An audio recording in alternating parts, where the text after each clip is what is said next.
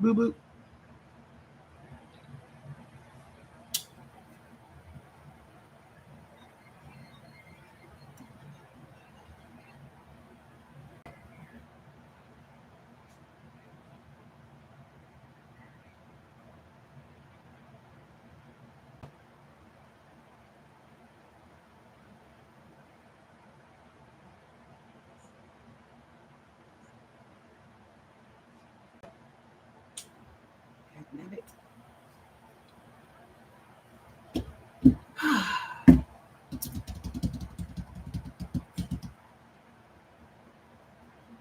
Hi, y'all.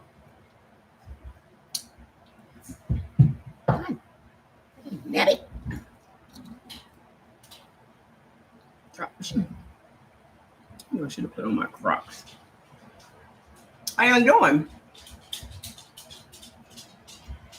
How are you doing? Put in the comments how you guys are feeling today. I look amazing. Well, thank you. Hi, Lindy.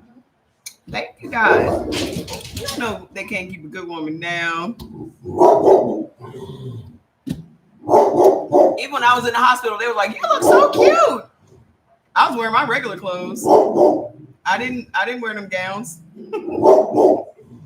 I had on Nike and Adidas the whole time.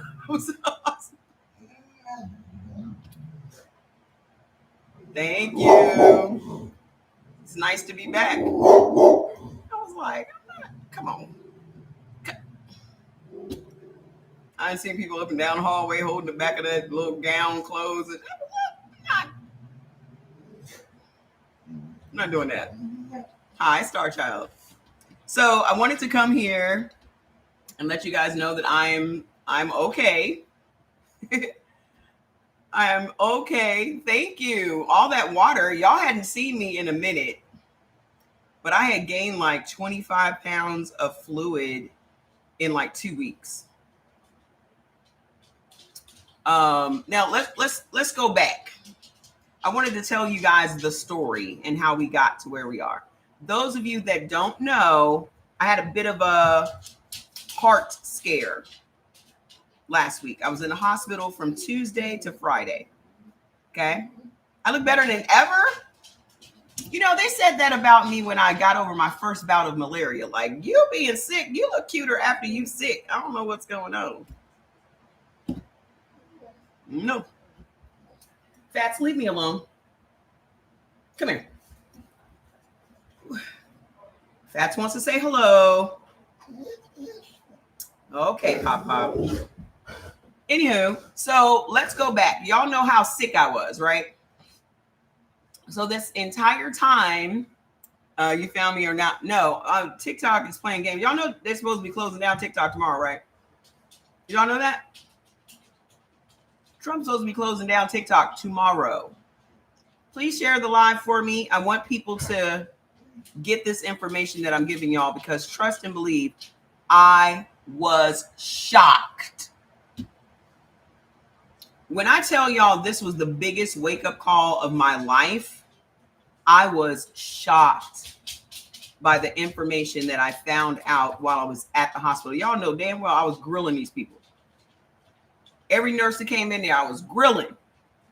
So what about this? What does this mean? What's all? Explain how this works. What? I was getting to the bottom of it. Hey, Miss Cynthia. So, okay. So for the past, I can pinpoint the day when I got really sick and it never got better from there. Y'all remember when my friends came into town and Jordan and I had gone to dinner with her at the casino. And that was a Friday night. That was July the 10th. That was a Friday night. And then Saturday, I was sick as a dog, just sick. So I thought maybe I had, COVID or whatever new mystery illness was going on and all that. Bubbles, this is a very serious topic. So if you're coming in here on some bullshit, not today. You know what? Before we even get started, I'm just going to go ahead and let you go because you be playing too much. You too old to be playing. Y'all sitting on all this damn high blood pressure and shit, and y'all want to play games. Okay? So listen. So I've been taking all of my products. I've been taking all the products that I've researched. Everything under the sun, just trying to get better. And it just progressively got worse and worse and worse. I'm about to fall out knowing that you went to the hospital. It wasn't an easy decision. I should have been to the hospital a long time ago. That's what y'all are not, you're not grasping. I should not have been holding out going to the hospital. I should have been at the hospital months ago, because I was just making the situation worse by being stubborn. Okay? I'm willing to admit I'm a hard-headed bitch. Okay? And y'all know, maybe some of y'all don't, but y'all know why I don't go to the hospitals and why I have a problem with the medical industry and all of that. Because of how they treat Black women. And I have a story for y'all in a little while confirming that. The fact that I had been with these doctors for 6 years, they had no interest in me getting well. They had no interest in me getting off those drugs. My whole situation, having sarcoidosis and asthma, got progressively worse over the 6 years that I was under a doctor's care. So when I got off of the prescription drugs, I never went back. Never had a doctor, never went into a hospital, you know, because I wasn't ever like seriously sick to where I needed to go to a hospital. But I'm going to say this. I feel like for those 15 years I was drug free, I'm going to give myself those years. Okay. For 15 years, I was drug free, no prescription drugs. I had been on prescription drugs for 6 years with the sarcoidosis and asthma. So when I progressively was getting worse and worse, and you guys would see that, me coughing, I was literally having heart attacks and didn't know it. Every time I walked up and down the stairs, hey, Miss Wendy, every time I walked up and down the stairs, I mean, I was looking like Fred Sanford in here. Like anytime I did any activity, I was like this. Now, mind you, all of this in my mind stemmed from my lungs, because I know how trashed my lungs are, right? So I'm sitting here thinking all of this is lung related. I'm dealing with RSV. Coughing does help your heart if you're having a heart attack. It doesn't help your heart if you're not, because if you're coughing and you're not having a heart attack, it can give you a heart attack. That's one of the signs of having a heart attack. So every time I'm doing some activity, any type of activity, and I hadn't even left my house in months. I haven't driven my car in months. Just every day getting up, just struggling to breathe. Oh, let me tell you the other crazy thing that was happening. Every time, now, I'm going to say this. By the time I went to the hospital, I was delirious. I had had no sleep for months. Okay? Months. Maybe 1 hour, maybe 2 per day. If you do not have any sleep, you are going to die. Your body cannot heal up. You are going to be paranoid. You are going to be schizophrenic. You're going to be all the mental cases, all of them. And that was me. So eventually, that's when I got the swelling in the legs. This was probably the last straw. My body's like, bitch, I've been trying to get you to go to the hospital. Let me swell your leg up. So the first day that it happened, I went into Jordan's room and was like, look at that. He was like, what the hell is that? Edema. So I'm like, I've never had this situation before. And then if you guys know that there's a test that doctors do, like they grab your leg or they poke your leg, and if your finger dips down into your skin, that's just all fluid. My finger could go all the way down. It would just be a big ass dent in my leg. I have pictures. I can show y'all. By the 7th day, stubborn. By the 7th day of my leg swelling, my leg was damn near this big. Now, it wasn't just this left leg anymore. It was also the right leg. So at first it was just the one leg. Now it's both of them. So my aunt, who is a 30-year RN, was calling me every day like, you need to go to the hospital. My sister, you need to go to the hospital. I am very fortunate to be alive. Very, very. And my sister knows how stubborn I am, and she's just like, she ain't going to no damn hospital. But my aunt was like fussing. I'm stressing my auntie out, who is 75, I guess, 77, between 75 and 78. I'm stressing her out because she's trying to get me to go to the hospital because I am literally dying. So finally, I was like, okay, I think it was Sunday that I agreed to go.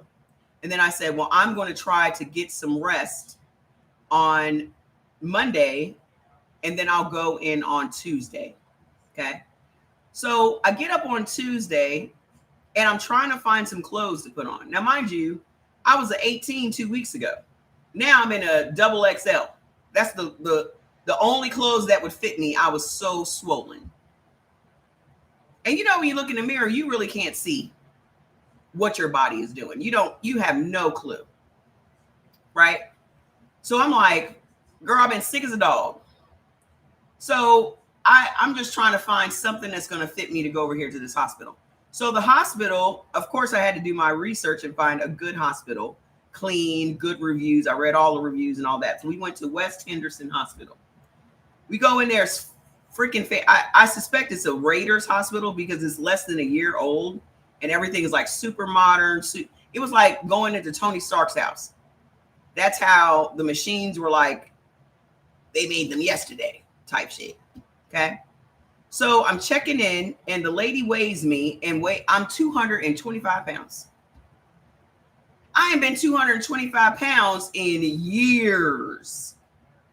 And I'm like, where the hell did that come from? Because I'm barely even eating. I was barely even eating. So the lady poked her finger in my leg. She was just like, okay, let's go ahead and get you checked in. So I go and I get triaged and all that. And then the first nurse that I had was the most beautiful Black girl you've ever seen in your life. Like Olandria beautiful. I was calling her Nurse Barbie. Just chocolatey, gorgeous, super smart, just amazing. Okay. So we're talking, and of course, I'm still trying to be stubborn. Okay. Yeah, I've been around. I just haven't been on TikTok because they closed my main account down. So she's telling me we need to do this test, we need to do that test, blah, blah, whoop. And we're probably going to have to check you in. And I'm like, at that point, that's when the fear kicks in. Because I'm like, they're going to kill me. They're going to kill me. I'm going to die in here. I mean, I really felt like that. And Jordan was there with me. And that's the first time I like actually a little tear came down my eye. And I'm like, I'm done for. There's it for me. So they passed me along to, they're like, we're going to check you in. Your room is beautiful. You don't have to worry about anything. We're going to take care of you. And I'm like, okay, I'm trying to trust at this point. So they moved me over to the waiting area. And I'm thinking I probably won't get my room tonight because it was already like after 1 a.m. And so then my nurse, everybody was so nice at this hospital. Like most of the people were like Filipino or Asian or Hispanic or Indian.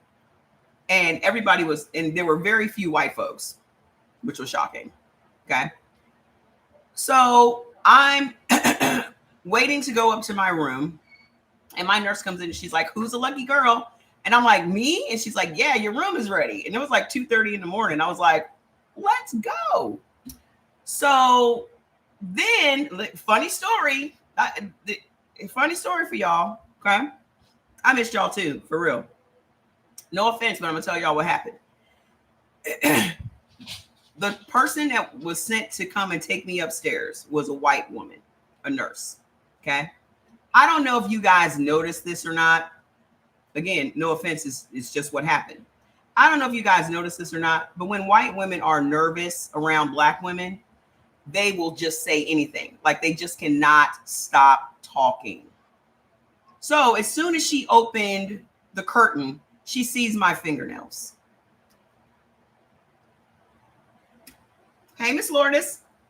She sees my fingernails. And she immediately goes, oh my God, I have to ask. I know what's coming. I know what's coming because I've been asked this question by only white women all my life. Okay. So she's like, well, I'm always curious how you guys wipe with those fingernails.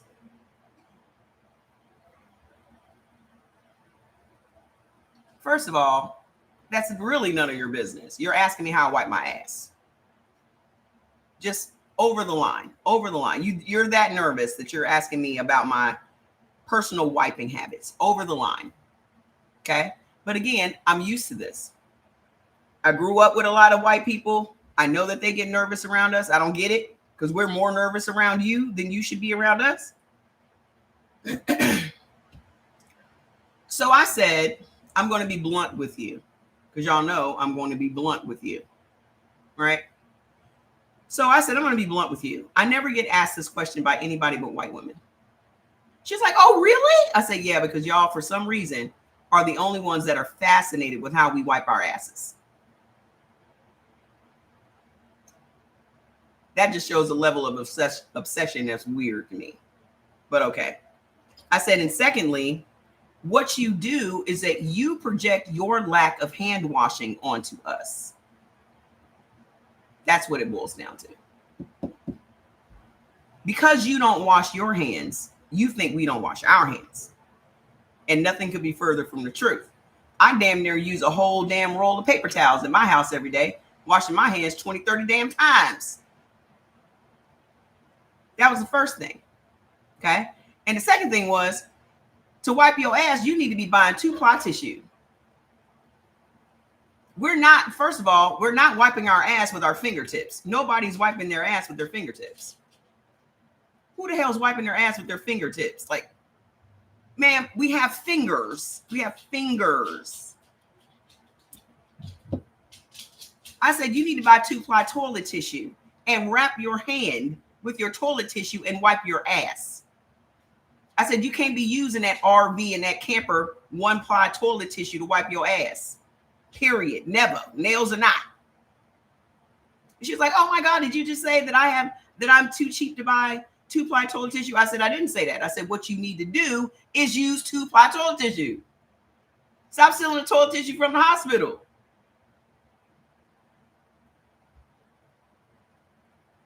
The fuck?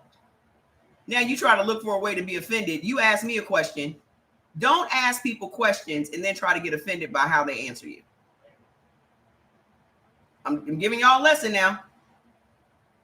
If you open your lips to ask somebody questions, be ready for the answer.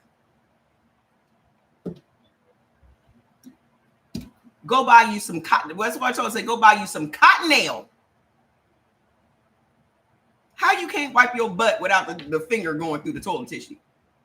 And then, hold on. Then she proceeded to now pull out a whole long list of questions she's been dying to ask a black person. Oh my God, I have so many questions. You know, we want to know all the secrets. I said, oh, you ran into the wrong one because I gatekeep.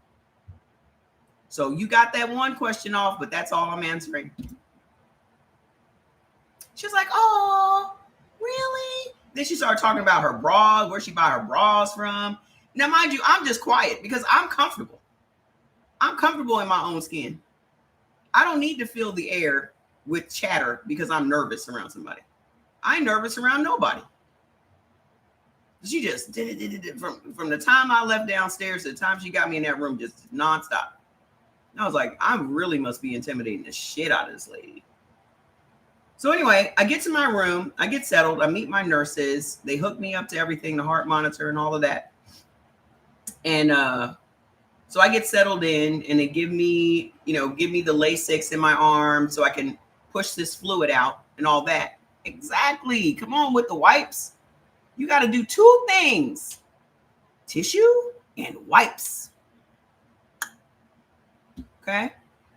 So I get settled in and all that. So everybody is super great. All of the thank you.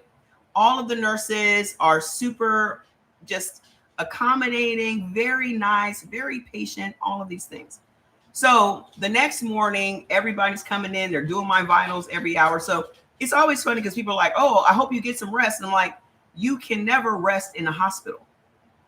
You don't get no sleep in a hospital. It's impossible, because there's always someone coming in every hour to check your vitals. They're checking your blood pressure. Hey. They're checking your blood pressure. They're checking your breathing. They're checking your heart rate. They're doing all that stuff, right? So every hour, even if I did go to sleep, I was awakened. But let me tell y'all how it was trying to sleep in my house before I went to the hospital. This is where the heart attacks are coming in, okay? Which I still didn't know I was having these heart attacks. Every time I got into bed and I laid down, I felt like I was drowning. I would have to quickly push the cover off of me, jump up out of the bed, hold on to my dresser, and I'm like this the whole time. This is why I wasn't sleeping. If you lean back on your back and you start coughing, you probably got heart failure. These are signs that will tell you that your heart is failing. And I knew nothing about that. That went on for weeks. That was why I couldn't sleep. So then I had, on the nights that I actually could get like 4 hours of sleep, and I would be so happy about it, tell Jordan I actually slept. I had to sleep across my bed this way, on my side, very specific. And I'll be like, I got to remember how I positioned myself so that I could try to sleep again tonight.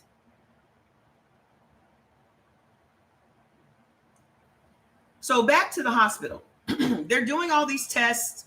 They're drawing all this blood. They're running, they're theorizing. So at first it was, you have pneumonia, right?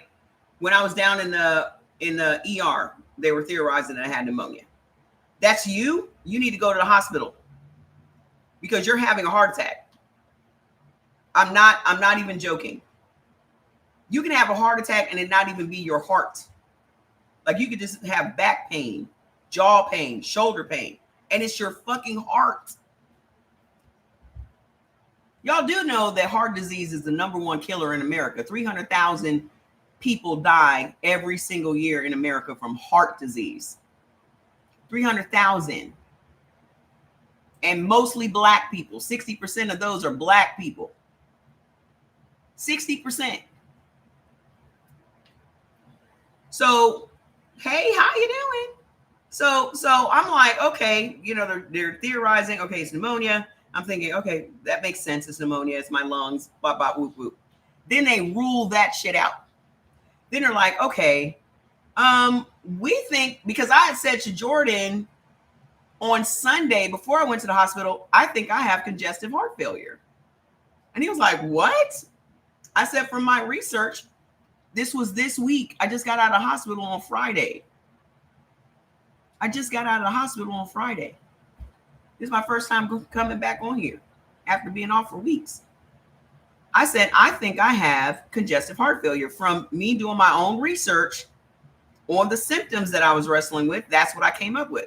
So when they came back, they were like, we think you have congestive heart failure. And I was like, yep, I was right. So now cardiologists are coming in and they're talking about giving me all these tests. We want to do this stress test. Now, mind you, let me tell y'all how lucky and how blessed I really am. Okay. Because the stress test that they wanted to give me requires them to inject radiation into your body. Radiation, like the kind of radiation they use for cancer treatment, just to get the imaging from the x-rays. Okay. Then they wanted to do this other test, the angiogram. Okay. High, they want to do the angiogram, which again would require some invasive shit. They would cut you, you'll do a little slit in your groin, slide the catheter up, go into your heart and look around for blockages. And if you have a blockage, they would then do a stent to essentially open up your artery so that the blood could flow freely through your veins. I didn't want to do any one of them. Okay. But I didn't have to. So we go and I did a echocardiogram, which is wild. An echocardiogram is like a woman going and getting an ultrasound when she's pregnant. Like, but it is so vivid. You're literally looking at your heart. Like, I don't know who has had an ultrasound in a long time. When I had an ultrasound with Jordan, mind you, he's 34 years old, all you saw was his big ass head and these two big ass openings for his eyes. Some of the stuff that ultrasounds I've seen from y'all have been, you can see the whole baby. You can see his facial expression. You see everything. Well, multiply that times 10. You're looking at your entire heart, every chamber, what it's doing, all of this. So this girl is, doing the echocardiogram. It's amazing. Instagram froze. Can you guys hear me on Instagram? If you're having a problem, you did it back in March. What were your results? If you're having problems on Instagram, go over to YouTube. Okay. Yes, I'm back. I'm telling you my hospital stay. I was in the hospital. So she did all of that. And then the next day, here's the horror story. Oh gosh. Hi, Fats. What's up? Did you need something? You wanted to say hi to everybody? Okay, thank you. Okay, well, I'm not going to be on here very long. I mean, you can go take a nap. You look sleepy. So they said hi, Fats. They said hi. You just want my turkey. That's what it is. No, because if I start feeding you, then Lincoln's going to come. You got to wait. Okay? So let me tell you the horror story. Okay? So the next day, they're like, we need to prep you for the stress test. You can't eat or drink anything until the stress test. No, that was not my stress test. I would have done the treadmill stress test, but the stress test they were trying to do for me was me using the contrast, which I am highly allergic to. That was also another struggle for me, is that I'm highly allergic to everything. Penicillin, all of the pain meds, contrast dye, just a whole bunch of stuff, right? So that was also a challenge trying to get around what I'm allergic to. So they were trying to give me, for that stress test, they were trying to inject, yes, the nuclear stress test, the nuclear radiation into my body. Okay. So I'm starving for the next 12 hours because it was supposed to happen at like 8 that morning. 9 o'clock came by, 10 o'clock came by, 11, 12, 12:30.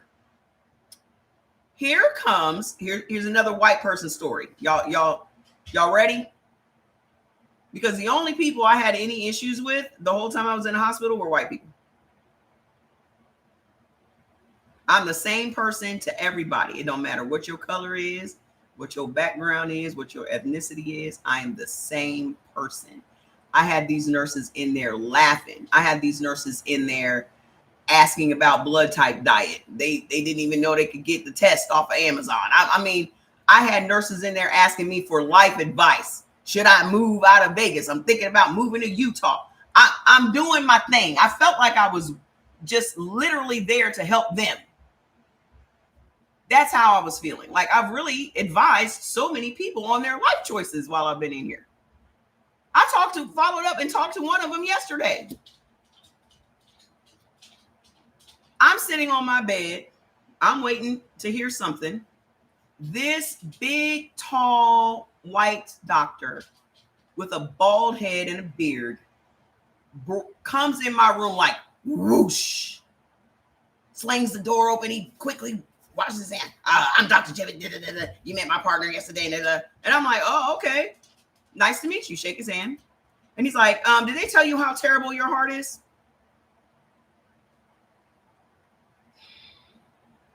That was his opening line, y'all.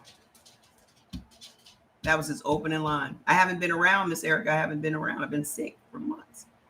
Did they tell you how terrible your heart is? Now, mind you, they were all fascinated that this is the first time I've heard anything about my heart. The fascination is warranted because I haven't been to a doctor in 15 years. So how am I hear anything about my heart if I don't go and get it checked out? So that was number one. Number two, they were very surprised I didn't have any other ailments. They were very surprised I did not have diabetes. Very surprised I did not have kidney issues. They were very surprised. Very. Just an asshole off the rip, Joel. Just the energy. You know how somebody comes in the room and the energy just shifts? As soon as they come in, that was that situation. He better be glad Jordan wasn't there. I swear for God, it would have gone down. That's how condescending and disrespectful this man was. So he says, did they tell you how terrible your heart is? And I was like, well, no. And he was like, yeah, you've been having heart attacks. What do you mean? Now, mind you, this is the first time I'm hearing any of this. And this man won't even allow me to soak it up for 10 seconds. I'm like, what do you mean I've been having heart attacks? Now, let's talk about heart attacks for a second, right? When you think of a heart attack, is it just me? Or when you think of a heart attack, are you not thinking about Fred G. Sanford putting his hand on his heart and he's coming to join Elizabeth? Am I the only one that any impression we've ever had about a heart attack was somebody grabbing their heart? Oh, Elizabeth, I'm coming to join you. So when this man tells me I've been having heart attacks, I'm like, it's not connecting, because the impression that we all have about heart attacks is Fred G. Sanford. So it's not connecting for me.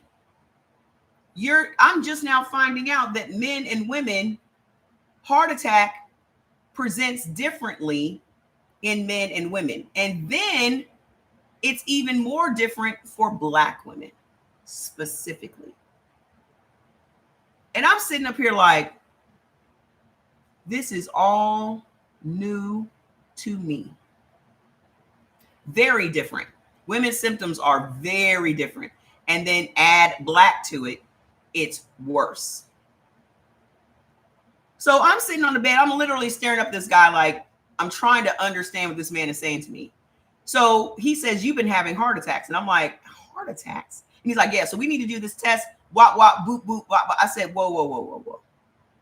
Let's just slow down for a second. I'm trying to understand what you are telling me. Now, mind you, y'all know I'm an intelligent person. Y'all know that, right? I said, I'm trying to understand what you are saying to me.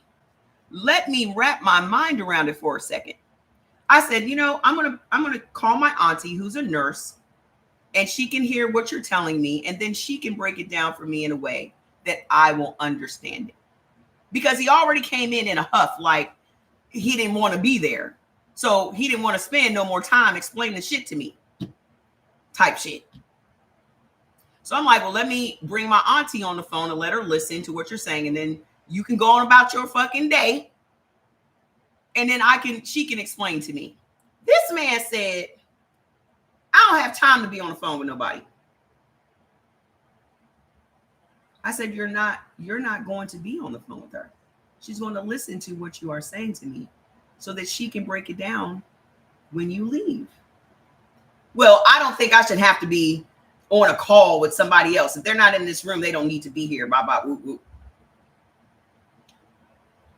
Now, mind you, I'm having heart attacks. My blood pressure, let me tell y'all what my fucking blood pressure was. First of all, my baseline blood pressure, I'm lucky if it's 99.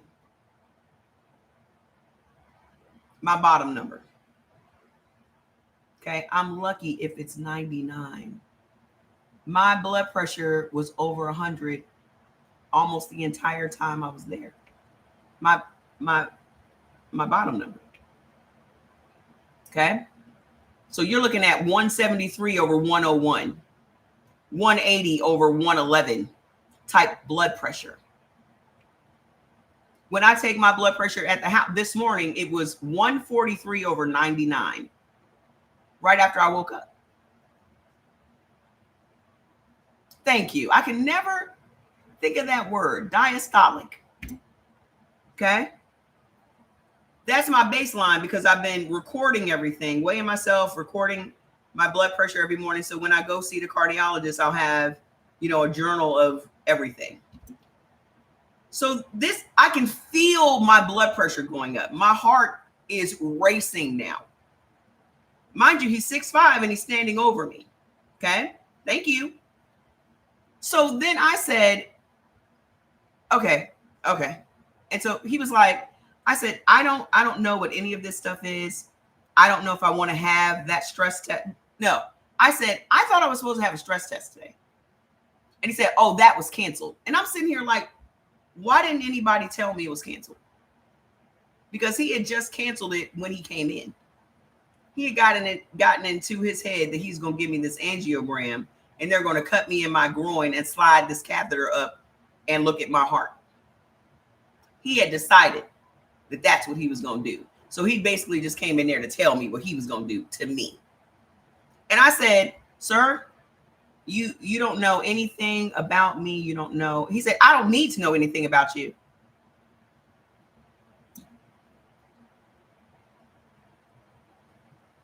He said, you're just being difficult.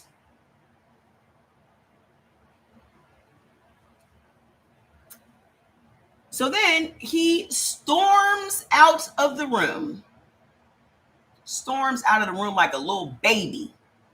And I said, I don't want to see you again. Bring somebody else in here to talk to me. So then he comes back into the room. He turns around and comes back into the room and says, you're just, mind you, 6'5". He crouches down in my face. He's like this far from my face and says, you're just being extra. Head movement and all.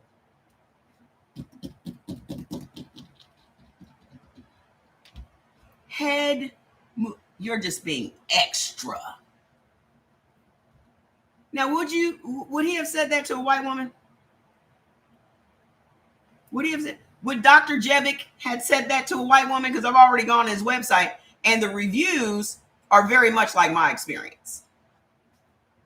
People like, I'm never going to see this condescending doctor ever again. At that point, he storms out. No, even before that, he was like, oh, you don't want to do the test? You can go home. You don't want to do the test? You can go home. So he storms out, apparently goes down to the nursing station. My doctor is Dr. K. Okay. It's an Indian guy, super cool. We had a long conversation the day before, so he knows I'm not difficult. He knows I'm not being extra. He was very patient, answered all of my questions, mad cool, right? So Dr. K comes in and he's like, did you say you wanted to go home? And I said, no, he told me I can go home. And he was like, did you fire him?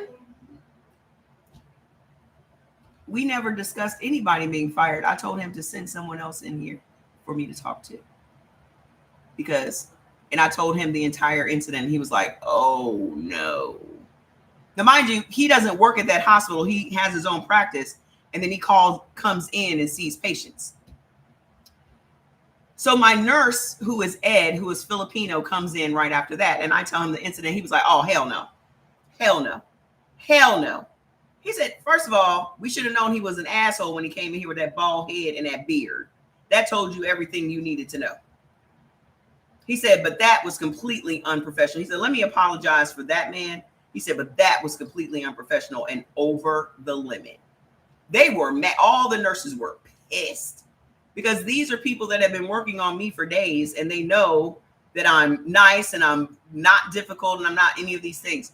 When I tell y'all I broke down crying because I was so triggered, because the reason I stopped fucking with the medical industry was because I had doctors like that.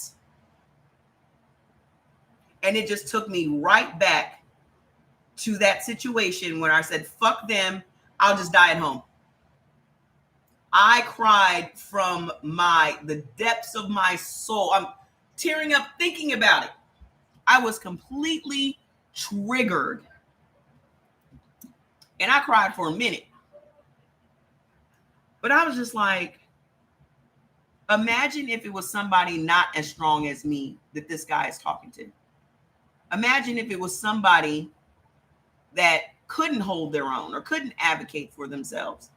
Imagine what that experience would have been like for them, dealing with this asshole. Don't think I'm not reporting him to the board. I'm doing all of that. Writing reviews on the site, word for word. I'm gonna tell the whole incident. But I was like, this is why it took me so long to come into this hospital. This is why I almost died from the swelling and the fluid around my heart. Traumatized. I mean, that fear of dealing with that type of situation is what got me to the point that I had so much fluid on my heart.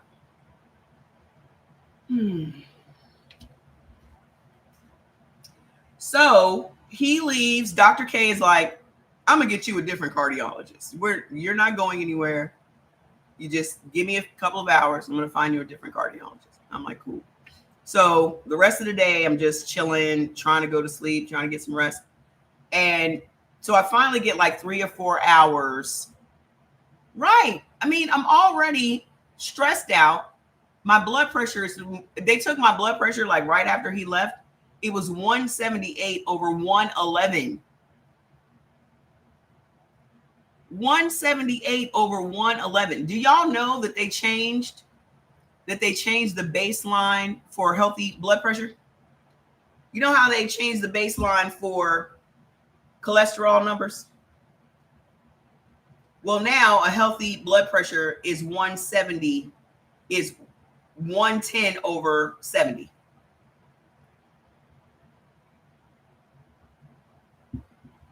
Now it's 110 over 70. It's not 120 over 80 anymore. I was like, oh, well, look at that. So as you can see, it used to be 120 over 80. Yeah. Now it's 110 over 70. So my shit's really high. Like my baseline, if I could get my blood pressure into the 80s, that would be fan-fucking-tastic. I can't even get my blood pressure in the 80s. Just fresh out the bed. Like, so the next day, they're still setting me up for this angiogram. So I'm mentally getting myself together for that. Well, it is to push pills. However, the pills work. I'm not even gonna sit here and hold you. I'm not even gonna hold you. Okay? Because if you're doing everything natural and everything natural is not working for you, then you're going to have to go get some real pills. I'm not even gonna hold you. Okay? This entire situation changed my opinion on modern medicine. And it happened to be in a place that was good and clean, and everybody was respectful, and everybody was patient, and everybody was good, right? But y'all know me. Y'all know I'm gonna try every natural remedy. I'm gonna try every juice. I'm gonna try every food. I'm gonna try everything that I need to try to get well and stay well. Sometimes you just gotta have the meds. Now, mind you, I felt some kind of way about it For real. I felt some kind of way about it. But then I was like, because when Jordan and I were sitting in the emergency room and we were talking and trying to make a decision as to what we're going to do or what I'm going to do, I was still being stubborn. I was like, you know what? I've had a great life. I've traveled around. I've done things. I've seen things. If this is the end, it's the end. And I asked Jordan, well, what do you think? And he's like, Mom, it's your decision. It is absolutely your decision. And then when I talked to Nurse Barbie, the prettiest Black woman I've ever seen in real life, she was like, this is not something you can't get over. Okay. No one's saying you have to be on these drugs for the rest of your life, but you do need to get your heart better. Okay. He said that's what Tina Turner, she came off the blood pressure pills and she said she had to go back on them. Let me tell y'all about this blood pressure. Every damn one of us got high blood pressure. There, unless your ass is a kid, you got high blood pressure. You know why? Because they sneak sodium in every damn thing we eat. And even vegetables out of your garden naturally have sodium in it. There's no way around it. There's absolutely no way around it. Every single thing that you put in your mouth has sodium in it. The body only needs a very small amount of sodium to function. But y'all are not paying attention to these labels, and this is why I'm doing this. Because even me eating for my blood type, if I'm eating sushi, which is for my blood type, if I'm eating raw marinated tuna, all the Asian stuff that I would marinate my food in is astronomical. The fish sauce that I was free-handing into my food, cooking my food, 1,580 milligrams per teaspoon. 1,580 milligrams per teaspoon. That's not including the soy sauce and the hoisin and the sriracha or whatever. Okay. This is what we're eating. You just seasoning up your steaks and your fried chicken and whatever else y'all are eating. Y'all are putting an astronomical amount of sodium on your food. Let's not even talk about the seafood boils. Yeah, soy sauce will give you a damn heart attack. It'll give you a stroke. Let's talk about the seafood boils for a second. Do y'all know that all seafood is high in sodium just out the pack? Shrimp is 220 milligrams of sodium per serving, and y'all are eating a whole pound. So you're looking at about 1,000 milligrams of sodium just from a pound of shrimp. That ain't the only thing in your seafood boil. Crabs are high in sodium. Okay. You got the sausage, you got the shrimp, you got the potatoes, you got all of that shit. And then you pour all of this salty ass butter on top. That's mixed with Old Bay and all kinds of other shit. Y'all haven't seen how swollen y'all are after a seafood boil? Even if you don't put the butter and shit on top of it, even if you just ate it straight, you just made it straight, you ain't put no seasonings on it, that shit is still super high in sodium. You're supposed to only have 1,500 milligrams of sodium per day, 15 to 2,000 per day. Well, 1 teaspoon of fish sauce is 1,500 milligrams a teaspoon. Okay. Y'all know me. I am not in no way, shape, or form advocating for drugs. Because what I said to Nurse Barbie was, I don't want to go on Lasix because it's going to fuck up my kidneys. And she said, yeah, it can damage your kidneys. This is why I'm on it, to get this fluid out of my body. And then I'm going to switch to a natural diuretic. Lemon in my water, anything, beetroot, anything that's going to make me pee. But it's not going to be furosemide, furosemide, is that what it is? It ain't going to be that. But until my heart gets where it needs to be, it has to be that.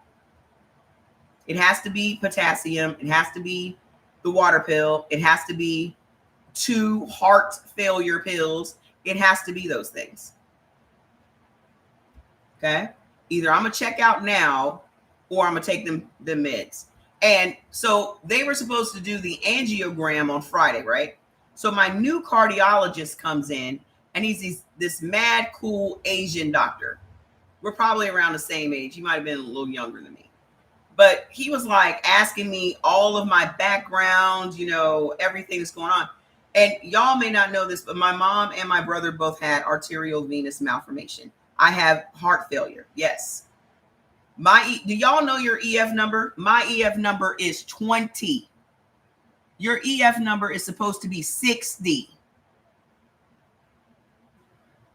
You can eat all the alkaline foods you want, but if you put some seasoning on it, you've ruined it.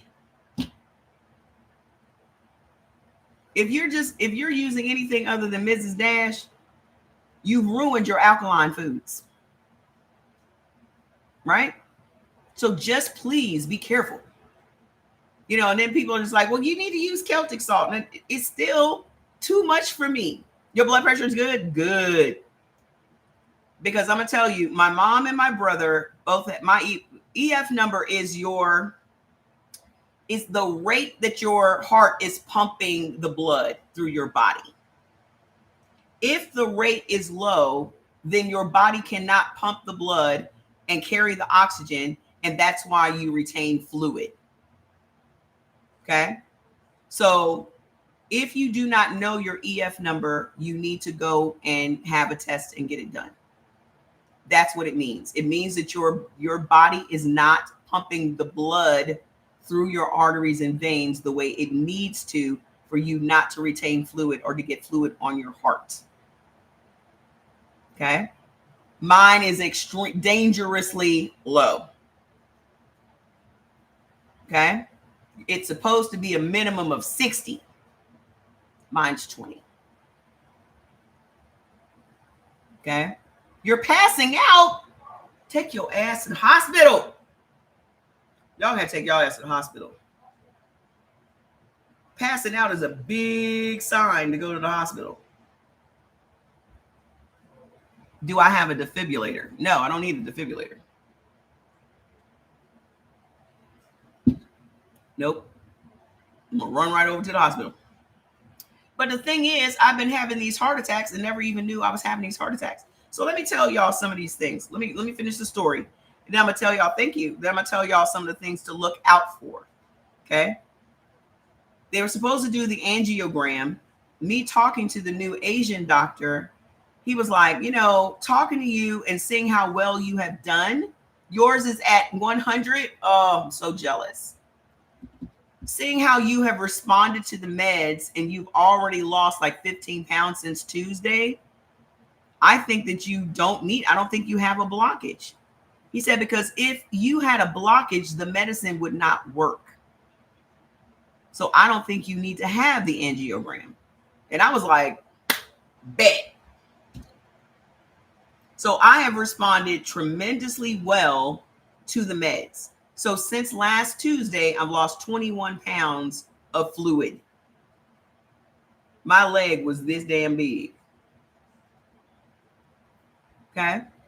So I'm going to keep taking my meds the same time every day, eating my salt-free food, same time every day, get up and move around a little bit and then build up on that. This is my path right now. Until my EF number is 30, 40, 50, 60, this is where I'm going to be. And I do not care. Okay. If your ass needs to be on some meds, get on them. Nobody said you have to stay on them. Okay. I cannot exercise yet. But just me walking up and down these stairs is a challenge for me. And they said they were trying to get me to move downstairs. They were trying to get me to move downstairs into my guest bedroom. They were like, do you have a bathroom downstairs? Yes. Do you have a bedroom downstairs? Yes. They were like, maybe you need to stay downstairs. because your stairs look hard to conquer. I was like, absolutely not. I'm going up them steps. Okay. Was I out of breath? Yes, I couldn't walk 2 feet. Walking from my bedroom to the top of these stairs, I had to literally stop. And by the time I got down to the bottom of the steps, I had to stop and try to catch my breath. Shortness of breath is the first sign that your heart is failing you. I was told I have vein reflux issues where they do not allow the blood from backing up and only going towards the heart. Is there some medicine you can take? Take it. If it don't, listen, that's the beauty of taking the meds while you're in the hospital. Because if you have a reaction to it, or if it's not the right medication, then they are monitoring you the entire time so that they can make whatever adjustments they need to make. Okay? But you being at home by yourself and you trying to evaluate how you're feeling and all that, not so much. Pink salt, if you ever do. I'm not doing it. I mean, if the food already naturally has sodium in it, that's enough for me. Listen, food is only supposed to be enhanced by salt. Okay? You're still supposed to taste your food. We have gotten to the point where we just taste salt and seasonings. We don't even taste the food no more. All you're tasting is seasonings. You're not tasting the roast. You're tasting the garlic and the onion powder and the seasoning salt and da-da-da-da. You're just supposed to sprinkle a little bit of salt on your food so it enhances the flavor of the actual food. That's not what we're doing. We've gone too fucking far. This is why everybody got heart problems and blood pressure issues. Hi. Y'all are going to have to cut back on it. Do y'all know how many damn seasonings I have in this house? Hundreds. They're going in the trash. They're going in the trash. The first thing that I cleaned out the other day were them damn sardines and tuna. I got my compression socks on right now. I got 30 pairs of compression socks. That's what took me so long to get on, me putting on these damn compression socks. Y'all know how much sodium is in tuna and sardines? Blew my freaking mind, dude. Listen, I think we have just gotten to the point where we're paying attention to the fat content. We're paying attention to the calories. Okay. We're not paying attention to the sodium. Some of the tuna that I had in there was 600. A can of sardines was 684 milligrams of sodium. We have gotten so obsessed with just weight that we're all we ever concern ourselves with are the calorie content and the fat content of food. It's low calorie, high protein. Yet I can't even fuck around with the cottage cheese. Do y'all know how much sodium is in the cottage cheese? Every other recipe on the internet has cottage cheese as the base. Cottage cheese is high in sodium.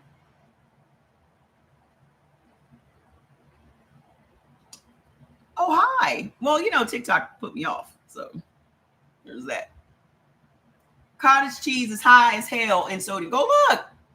I challenge y'all to go and look at everything in your house. Look at the sodium content. And then to really challenge yourself, write it down. And at the end of the day, add up how much sodium you took in today. Hi, Shanice. You hate them? I had some super tight compression socks. It felt like everything was going up. It felt like it was making my blood pressure high because they were so damn tight. The ones that my sister sent me are not as tight, so they don't really bother me. Sugar. I mean, at this point, sugar's healthier for you. Not healthy, but sugar's not as bad for you as salt is. It's the salt.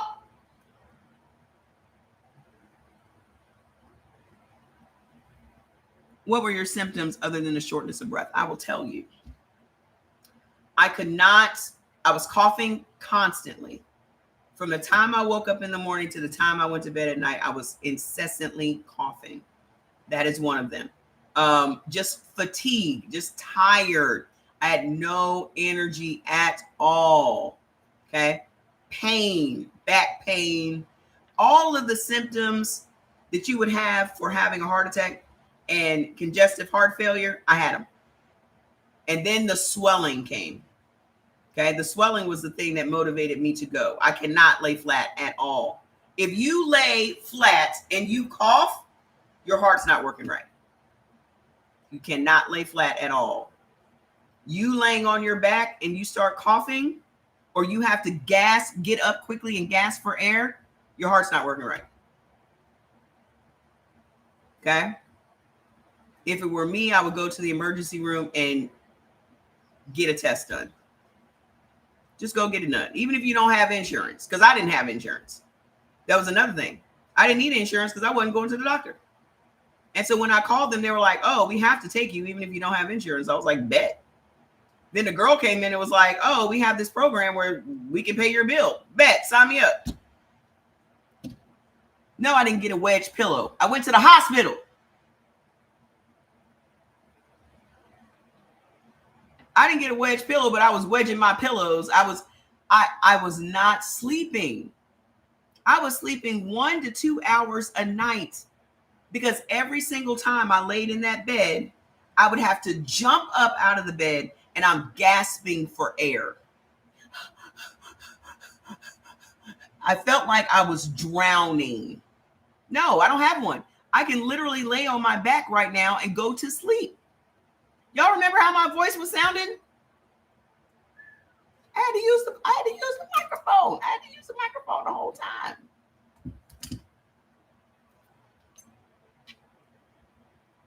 Miss, is it Tifa? You might need to go get checked out. Because is this happening to you? Let me tell y'all something. Black women, come closer. Okay? All of you. Come on in here. Share the live. Do whatever you need to do. Get your sisters in here. Okay? Here, I'm going to read to y'all because my chat GTP be on point. My chat GTP is on point. It made me my little meal plans. It mapped out everything for me. Okay? So these are some slides I'm going to make and put on in the group as well. But listen to this. Okay, so how the heart works, a 60-second tour. Your heart is a 4-chamber pump. Coronary arteries feed the heart muscle. When they narrow or block, parts of the heart get starved for oxygen. Your chest pressure, your shortness of breath, etc., is caused by that. Okay? Prolonged blockage causes a heart attack, which is an MI. Okay? Muscle dies. Your heart muscle is dying. Oh, I'm glad you're not having any of that. Okay? But if you do, please go to the emergency room.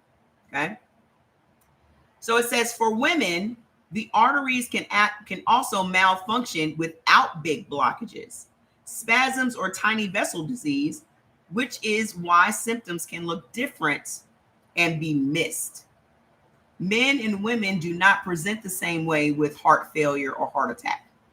We have different symptoms. Okay? Heart attacks, men versus women, key differences.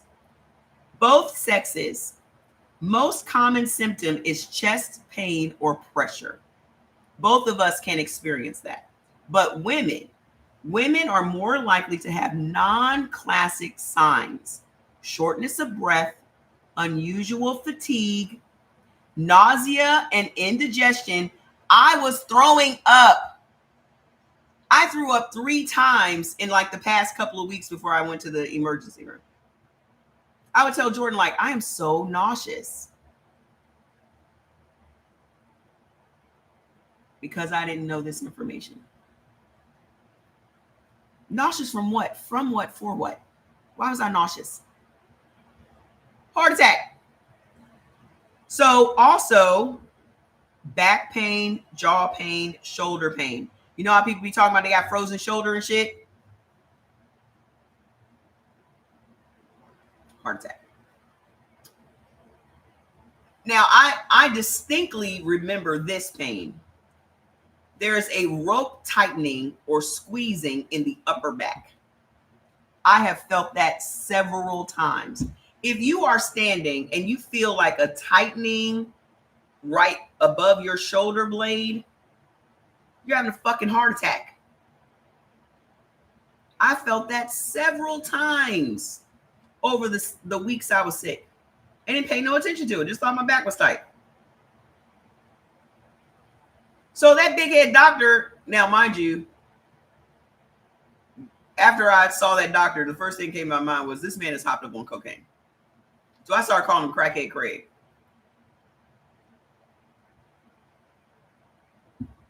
So Crackhead Craig was right. I was having heart attacks. I just wasn't dying from them.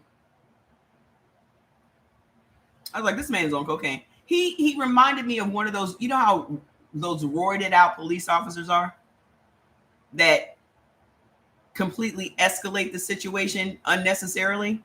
That was him. Just why are you angry at breakfast? I'm confused. Why are you mad? Why are you mad? So these things can occur with or without chest pain. spit. These things can occur with or without chest pain. Some women have MI with non-obstructive arteries, MINOCA. Now, mind you, another thing that I thought I had when I was diagnosing myself was COPD. The reason that I thought I had COPD was because I felt like I had like a big wooden stick, right? Like my diaphragm was a big wooden stick that would not allow my lungs to expand with air. This has been going on for a while. This has been going on for months.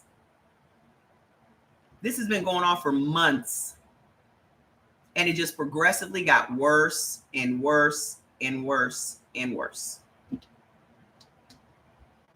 Why Black women, hold on.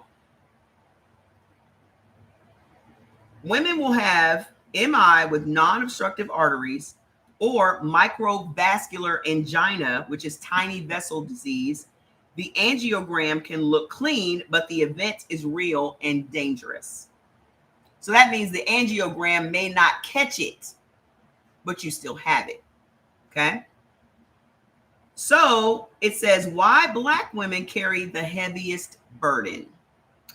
Heart disease is the number one killer of women.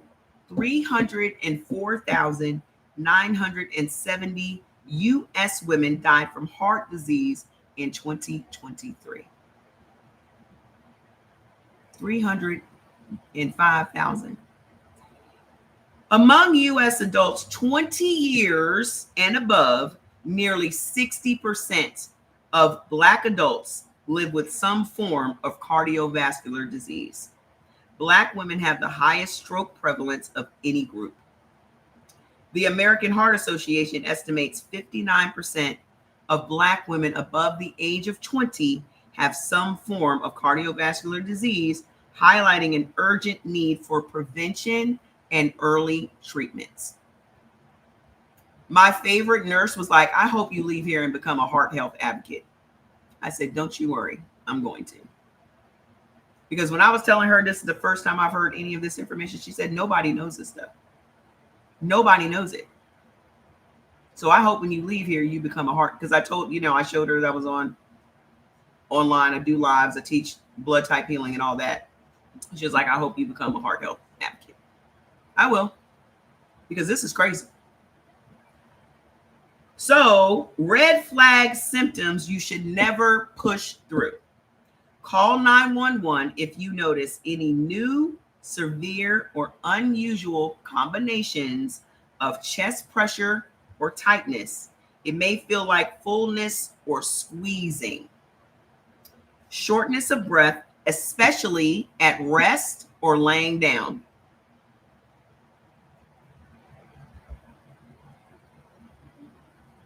No, it's more than just the chest pain. It's you having shortness of breath. Now think about all of these respiratory issues we have out now. which is what I was doing. I was attributing my illnesses to RSV or COPD or COVID or whatever. And it wasn't any of those things. It was my heart. It was my and back pain. What do you think was your worst food enemy? Salt. All of our worst food enemy is salt. Sodium. Unusual exhaustion, breaking out in a cold sweat, nausea, indigestion, and dizziness. I can't tell you how many times I was dizzy. Like me going down these stairs. Not fast food. Salt. Because even if you are cooking your food at home, you are putting too much seasoning on your food. Oh, I'm glad I cook at home. You worse at home. You know why you worse at home? Because at least if you go out, they tell you the sodium content of the fast food that you're eating. If you go to Chick-fil-A right now, they'll tell you exactly what the sodium content is in your food. If you go to McDonald's right now, it'll tell you exactly what the sodium content is in your food. If you are free-handing your seasonings at the house, you never know how much sodium you have in your food. Do you? Do you? You can't breathe when you lay on your stomach. Lay on your back and see if you have the same feeling. Lay on your back and see if you have the same feeling. Okay? So hold on. Pain or pressure in your back, your jaw, your neck, your shoulders, or your arm, often the left. Or a band-like squeeze across the upper back. Right here. Which I have had several times and did not know what it was. Okay? If you are unsure, treat it like a heart attack. Minutes matter. What raises the risk and what can you check? Classic risk: high blood pressure, high LDL, diabetes, smoking, kidney disease, family history, autoimmune disease, pregnancy-related hypertension / diabetes. Now, my family history, everybody in my family got high blood pressure. Everybody. My mom died from it. My brother died from it. My grandma died from it. My dad died from it. Everybody in my family got high blood pressure. Okay. And to add insult to injury, my mother and my brother both had arterial venous malformation. That means they had a malformed artery in their brain. So both of them had aneurysms. My mother was 41, my brother was 28. Okay. The reason my blood pressure is so dangerous and the reason I never got on the meds before is because I have labial hypertension. I told you guys that before. Labial hypertension is a type of hypertension that is ruled by your emotions. I can literally sit here and think about something and my heart rate will go up. I can literally sit here right now and think about something and my blood pressure will go up. Right now. 5 seconds. And so my doctor was like, you have the most dangerous type of blood pressure or hypertension because it is ruled by your emotions and you're stressing out. Now, mind you, blood type AB, one of the things that is a major element for us is stress. So I'm wired for this high blood pressure. This might be why my baseline is so high. Simply because of my blood type. So, women-specific patterns: microvascular disease, vasospasm, and heart attacks without big blockages. Inflammation is increasingly recognized as important in women. HSCRP can help risk stratify some patients. It's talking about me now, okay? Your blood type AB also? Yeah, one of our major issues is that we are just hardwired for stress. Now, when I get deep into another whole thing that Black women deal with, and it's all stress related, y'all gonna be like, holy shit. Okay. You found out your husband is blood type AB, and all along you thought it was enough. Your husband been sitting back eating steaks and stuff. Oh my God. I know he having a time. I know he is having a time because we have a time trying to digest some beef. It'll take us days. Hi, Internet. So, sodium. Many cardiology organizations aim for 1,500 to 2,000 milligrams a day, especially with fluid retention. Confirm your exact target with your team. It's telling me what to do with my cardiologist when I go for my follow-up. That's been crazy. He's mad. I can dig it. I would love to eat some steak every day. Fluids. Your team may set a daily cap, track your weight daily, and report rapid gains. So another sign that your heart is failing is if you gain 2 to 3 pounds a day, which I was doing. Now, mind you, I didn't know I was gaining that weight because I didn't have a scale.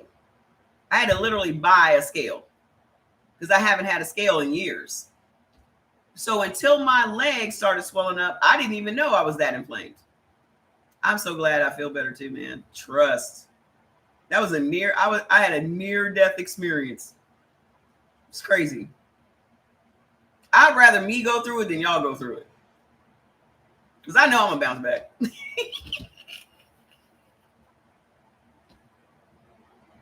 I know I'm gonna bounce back. I'm gonna fucking find a way to make it work.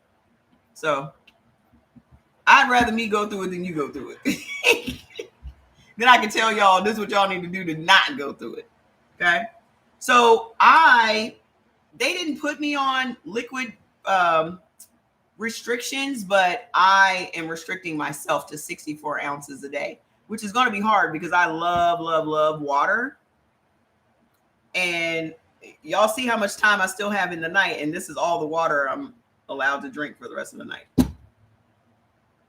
I might cheat. It says only drink water when you're thirsty. Your team may set a daily cap, track your weight daily, and report rapid weight gain. So if you notice that you're gaining 2 to 3 pounds a day, heart failure. Medications, guideline-directed therapy, the 4 pillars, ARNI, ACE inhibitors, ARB, beta blockers, MRA, SGLT2 inhibitors. Improve survival and can raise EF over time. Ask which ones you're on. I know which ones I'm on. Okay. Your empowered checklist. So clarify today's findings: big artery blockage versus spasm versus microvascular disease versus Monica.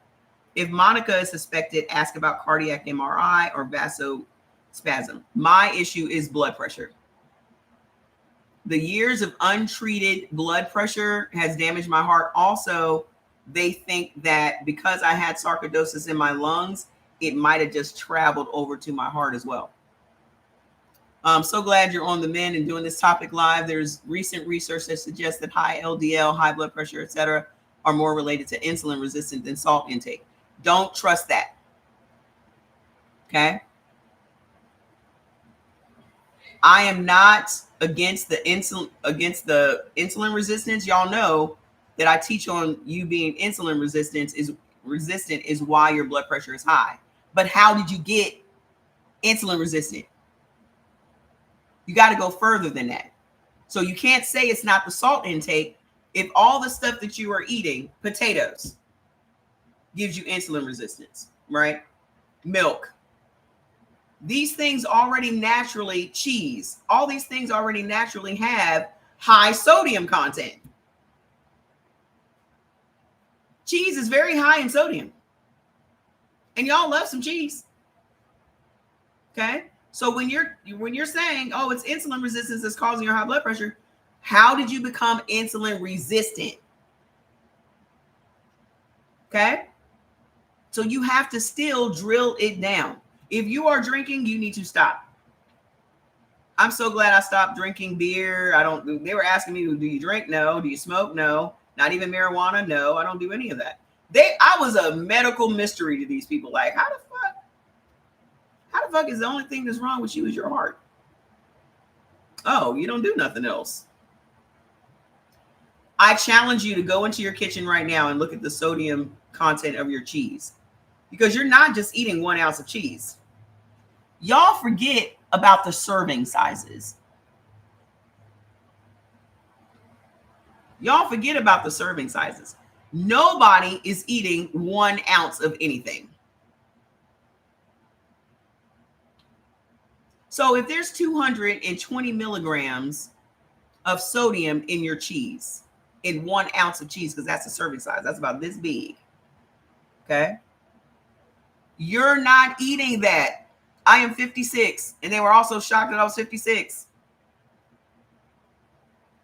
We are all eating more than the serving size. So now you have to multiply how much sodium are you really eating. So if you're eating 3 ounces of cheese, 4 ounces of cheese, 5 ounces of cheese, okay, you damn near ate a whole pizza. Now you have 1,000 milligrams just with the cheese. That's not the sauce. That's not the pepperoni. That's not the sausage. That's not the bacon. That's not the crust. That's not all the rest of the shit. Just the cheese is 1,000 milligrams of sodium.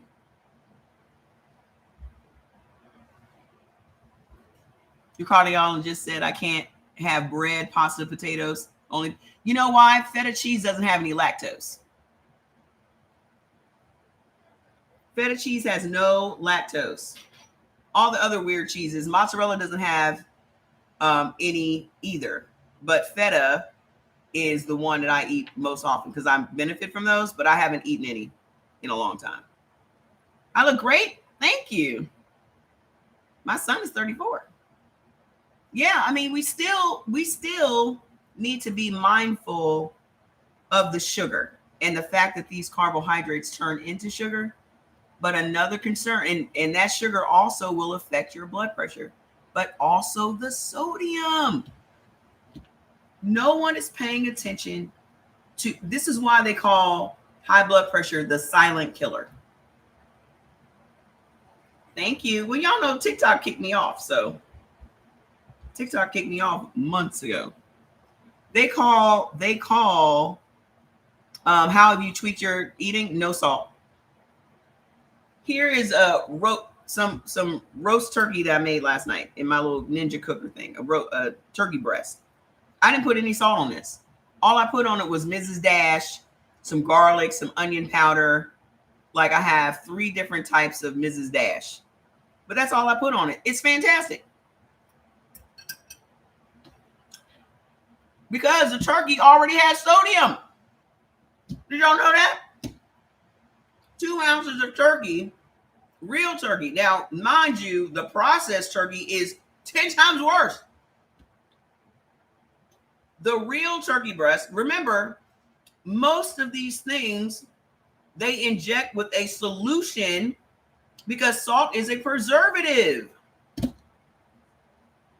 So with turkey breast, the solution is a salt solution. So it already has sodium in it. 220 milligrams of sodium per 2 ounces of turkey.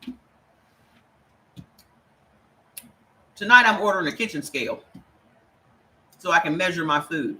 But I've been sticking with mostly fresh foods. I did meal prep with mostly fresh, just made salad. And then I just make some protein, turkey breast, or, my tuna, whatever. All that stuff already has sodium in it. My cod, I made like 4 pieces of cod, so I'll just have that in my side salad. I am still eating the same way, a heart healthy way that I ate in the hospital.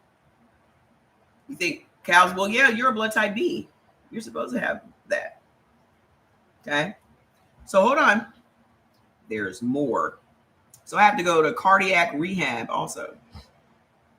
So your prevention playbook, it says know your numbers, your blood pressure, your lipids, your A1C, your weight, your waistline number, your kidney function, recheck on schedule, food, DASH plant forward pattern. Let's go look up what the DASH diet is because I think it has to do with Mrs. Dash. So let me go look it up. DASH diet. I was literally looking for a food service. I monitor my blood pressure every morning. Actually, 4 times a day. So in the morning, after I have breakfast, and then in the afternoon again, and then before bed. And then I have to write it down because when I go see the cardiologist, they have to get a baseline for what my blood pressure is. And for me, I think my baseline is just naturally high. So that way they can adjust my meds however they need to. So let's look up this DASH diet. So I was looking for a meal service because I didn't think I was going to be able to get around and, do what I needed to do. I've surprised myself. So diabetes reversal diet, the DASH diet. Okay. So the DASH diet, it's just heavy on the fruits and veggies, which we all need to be heavy on the fruits and veggies. So a dietary approach to stop hypertension diet is a diet to control hypertension promoted by the US-based National Heart, Lung, and Blood Institute. So they actually have an eating plan, what foods are on the diet, eating vegetables, fruits, and whole grains, including fat-free or low-fat dairy products like fish, poultry, beans, nuts, vegetables. I'm not going back to no nuts. Y'all know that. I'm not going back to that. Oh, I also have no liver issues. That was another thing I suspected. Everybody should have a blood pressure monitor in their house. Okay? And not no cheap one. Everybody needs to have a blood pressure monitor in their house. You're welcome. Y'all know I'm very transparent. I'll tell you what's happening. How long have you been in heart failure? On my heart. My journey just started this week because I just found out about it. But I've been in heart failure apparently for months and didn't know it. Yeah, they said that my Apple Watch has a monitor on it. I need to pull that thing out and blow the dust off of it. But everybody needs to have a monitor in their house, a blood pressure monitor and a scale, because you have to know whether or not you're gaining these 2 to 3 pounds a day, because that's a sure sign of heart failure. You said your husband is 4 months in. How's he doing? What is your husband's EF number? Do you know? Does anybody else here know their EF number? Your ejection, what is it? Injection fracture number? I have to get all these terms down. But I had oatmeal today because oatmeal's heart healthy. I tried to find the best oatmeal I could find, the one with the least amount of glyphosate in it. I had that with some blueberries and a banana. I need the potassium because 2 of the meds that they give me lowers my potassium, but I take a potassium supplement. And Walgreens didn't have I checked out on Friday. They had all the other meds except my potassium. So I had gone all weekend with no potassium. So I ate bananas and watermelon and all of that just to bring, keep my potassium up. How do they read that EF number? Is it through a blood test? I don't know. How did they do that test? What test was that? Is it your blood? I can't tell you. I'm about to go look. I'm going to look it up for you, though. So also with this diet, limiting foods that are high in saturated fats, such as fatty meats, full fat dairy products, and tropical oils, such as coconut, palm kernel, and palm oils. An example of a DASH diet breakfast: avocado toast with 1 medium avocado, 1/4 cup of sun-dried tomato, 1 poached egg, and 1 slice of whole wheat toast. 1 medium orange, coffee, tea, or water. I cannot have caffeine at all. It's a lipid panel, and that's through blood, right? Am I still doing the blood type diet? Yes, because the DASH diet fits in with the foods that I eat for my blood type. Well, I'm not doing the official DASH diet. I'm doing a heart healthy diet. They called it the cardiac diet when I was in the hospital. So I'm just still continuing to eat the way I was eating in the hospital. They actually had some tofu at the hospital. I ate that 3 times. They were like, it's not on the menu, because I told her that at home I eat a lot of fish and a lot of tofu. And she was like, oh, we have tofu. And I was like, but it's not on the menu. And she said, oh, we don't really put it on there because nobody really asked for it. I was like, bring it. It was delicious. Okay. So I believe that everyone should be eating according to their blood type, but you got to cut that salt out, period. I'm not sure if you shared, but no stent with nope. Because they said I had no blockages because the medicine wouldn't have worked if I had blockages. So I responded very well to the meds, and I lost like 15 pounds of fluid while I was there on the meds. So they said if you had a blockage, that wouldn't happen. So I was very glad that I didn't have any blockages. I'm surprised you didn't get a defibrillator with an EF at 20%. Why would I need a defibrillator, ma'am? Why would I need a defibrillator? High blood pressure. I'm just going to say it. High blood pressure. My uncontrolled high blood pressure is why my heart is failing. I am on a beta blocker, yes. Y'all, I don't think that y'all really understand how dangerous your high blood pressure is. You're all at risk for cardiac arrest, all of you. Every last one of you. Can I recommend a book? No, I haven't gotten into the books yet. Well, thank you. I did go through this to help others. You're absolutely right. Because none of us knew this shit. That's what really got me, is that I'm supposed to be the person that knows all this shit. And all of this was just brand new to me. What is a defibrillator going to do for me?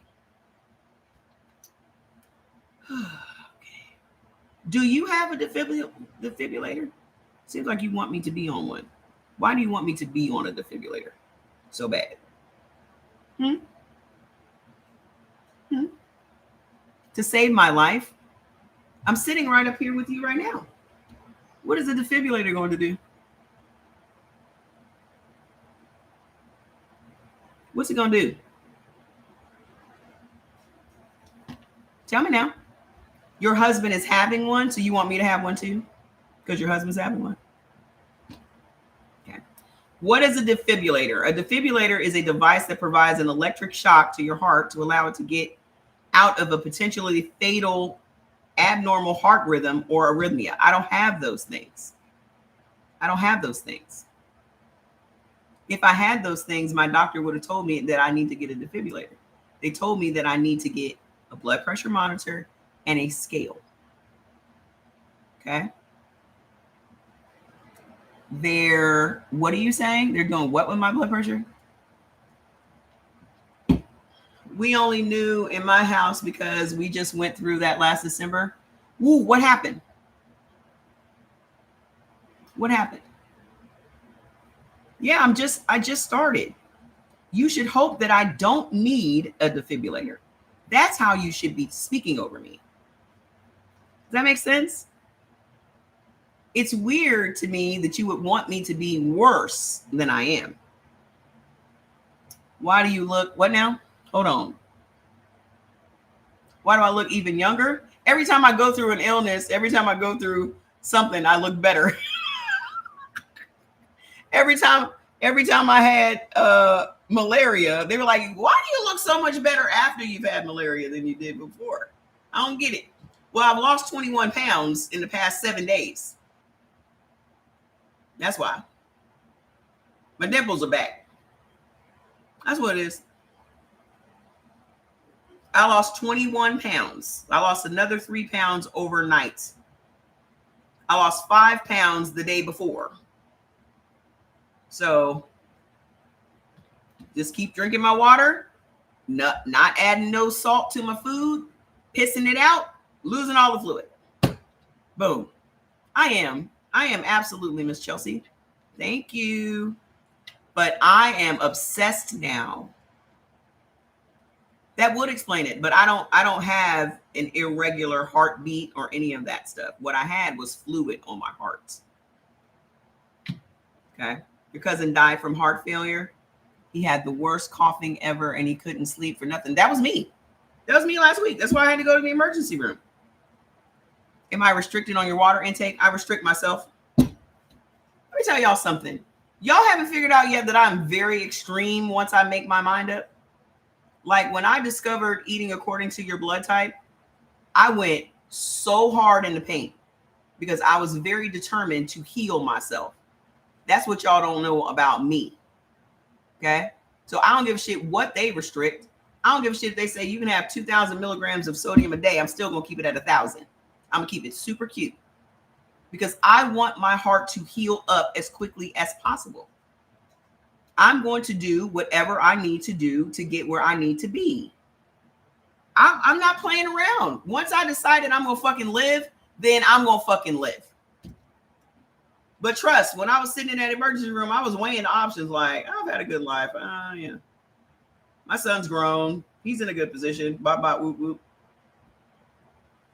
And I said, my work is not done. My work is not done.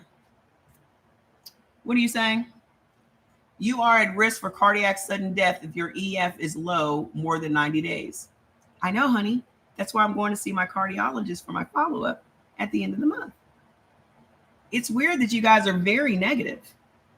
You should be speaking life into people. But y'all giving me miserable. How you speak to yourself is half the battle. How you speak about your life and your health is half the battle. And y'all seem to be accepting whatever it is that people have said over you. I don't give a shit what anybody says about me. I'm going to fucking fix it. I'm not dying in no 90 days. That's not my story. I'm not getting a fucking defibrillator because I'm not going to raise my heartbeat to the point that it gets irregular. I'm not going to be running no marathons. I'm not going to be out here overdoing it. I'm not going dancing no time soon. I'm not going to play basketball. I'm not doing none of that shit. I'm going to fucking heal my shit up. Okay? Whatever you need to do to heal yourself up, you need to do it. I'm going to take my meds at the same time every day. I'm going to weigh myself at the same time every day. I'm going to take my blood pressure 4 times a day. I'm going to drink this 64 ounces of water every day. I'm going to eat 3 meals a day without salt. There's nothing else I can do. And master these stairs in my house. Once I master the stairs in my house, then I'll start exercising and then I'll build up and build up and build up. That's all any of us can do. Oh, these people can't stress me out. But this is a lesson for you. You have to speak life. I don't care if it's over you or your husband or anybody. You have to decide in your mind. I cannot fast. It doesn't make any sense to fast. Okay? Y'all buying into that fast bullshit. I would do more harm to my body not eating food than I would eating food. Okay? And I love the way that y'all give people advice on what it is they need to do. You are not in my body. You do not have my history. You do not have what I have going on. Okay? I don't need 3 meals a day. You don't know what I'm eating as a meal, ma'am. Y'all are weird. Y'all are being weird. Y'all being TikTok weird. Okay? How you going to tell another person they don't need 3 meals a day? If I am dealing with heart failure, if you are a perfectly healthy person, you may not need 3 meals a day. But if I am dealing with heart failure, I am going to eat breakfast and lunch and dinner. I need rest and I need nourishment. Y'all are not paying attention to what your body needs because y'all are so focused on trying to be skinny. Y'all care more about looking healthy than you care about being healthy. I don't give a fuck about looking healthy. I give a fuck about being healthy. Y'all out here faking it. Y'all got 10 different prescription drugs in your purse right now, trying to make everybody think that you're healthy because you're skinny. And you're not. My heart is terrible. That's what that man said. And you will manage your stress. Absolutely. What my biggest problem was throughout all of this? I took my beetroot and my omega-3s today. I'm not taking any of my supplements that are multi-ingredient products. I'm taking the supplements that are single ingredient products, beetroot, okay, and omega-3s. My lungs are actually fine. That's the crazy shit. This whole time, I thought it was my lungs that were the problem, and it was my heart the whole time. My lungs are actually fine. My lungs are fine. My kidneys are fine. I don't have diabetes. I don't have none of that. They were very impressed that I didn't have other illnesses. And I can attribute that to eating according to my blood type. They were like, you don't have, and that's another thing that the cardiologist said to me. He said, I would be more concerned about you if you had, they're weird. He said, I would be more concerned about you if you had other illnesses like diabetes or kidney issues or any of those things. He said, and you don't. Yeah. So he was impressed. I was impressed. Yes, the fluid was making me sound, the coughing was making me sound hoarse. Remember, I was coughing all day. I literally have cough drops on my desk. So the best thing I could have done was go to the hospital. Okay. Yeah, the best. Here's the thing. Here's the thing that y'all need to remember. Okay. Do I have cardiomyopathy? I have heart failure. I have congestive heart failure. You cannot battle an ailment if you don't know what it is. That is literally what I said to myself. You cannot pray for healing if you don't even know what your problem is. You cannot battle something if you can't even give it a name. You don't even know who your enemy is. That was one of the main reasons I had to go to the hospital. I cannot focus on healing if I don't even know what I'm healing myself up from. I helped you with your sarcoidosis. Good. Absolutely, I'll be healed. Cardiomyopathy is CHF. Okay, well, whatever. They've never said that word to me. Listen, I am not an expert on this. I will be. I just found this shit out 4 days ago. All I'm going to say is if anybody has had PTSD when it comes to going to doctors and going to hospitals, it's me. The hardest decision I had to make was going to that fucking hospital because I have so much trauma and so much PTSD from dealing with doctors with my sarcoidosis and asthma that I was physically scared to go. Scared. Okay, but I'm going to tell you right now was the bet. I would be dead. If I would have left that hospital without letting those people do what they needed to do to me, you guys would never have seen me again. Miss Sunshine, you get them because I don't know any of this stuff yet. I'm learning this stuff to help me and to help y'all. I don't know all of it, and that's what pissed me off about the doctor. I'm like, you're talking above my head. And one thing I don't do is talk above people's heads. So if you're coming here with all these technical names for all of this different shit, I have fucking heart failure. Whatever the fuck you want to call it, that's on you. You know what the fuck heart failure is, right? If you feel better about yourself calling it cardiomyopathy, do your thing. But the biggest problem that people have is fucking doctors talking above their head because y'all want to seem like you're so smart and you know more than everybody else in the fucking room. You don't have to be that smart. If your heart is failing, your fucking heart is failing. No, I can cuss people out without getting my blood pressure up. Don't you worry about that.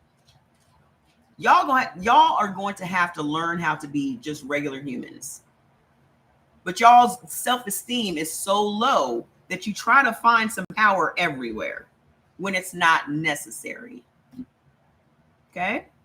No, I can cuss anybody out without my blood pressure getting up. Okay? It's not necessary.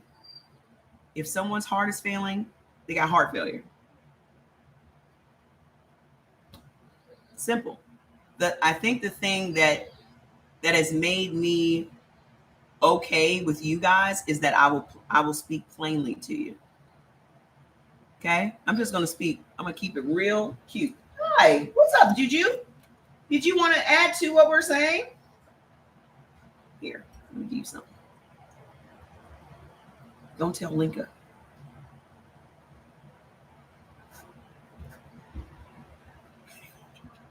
Here comes Linka. Can you sleep in your compression socks? I don't like to because my feet get hot. But I have an adjustable bed.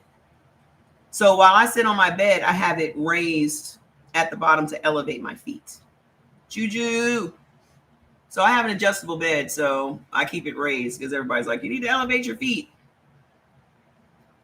But I have a ton of compression socks, and luckily these are not high. Luckily these are not super tight. But I'm going to tell y'all, I feel better than I have felt in a long time. I've been sick for a long time. I would say most of this year. Just slowly worse and worse and worse and worse. Yeah. But I can pinpoint when it fell off a cliff. Yeah, that was me. Shortness of breath, the coughing, the little, I call them mini heart attacks because if it didn't kill me, then it was mini. But the doctor said I have been having heart attacks. And if you guys don't know what can present as a heart attack, y'all need to be Googling that shit because I already went over it.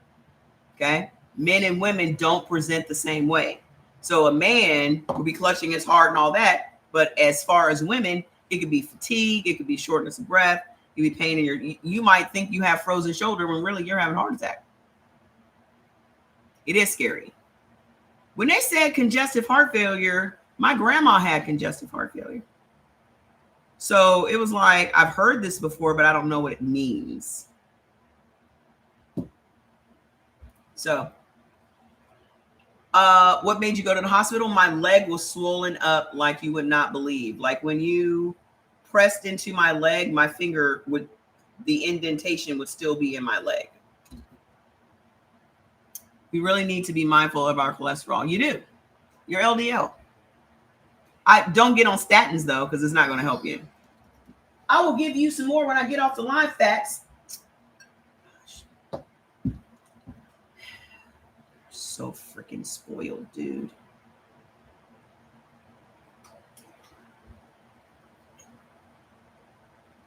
I will tell him no and turn right around and give it to him.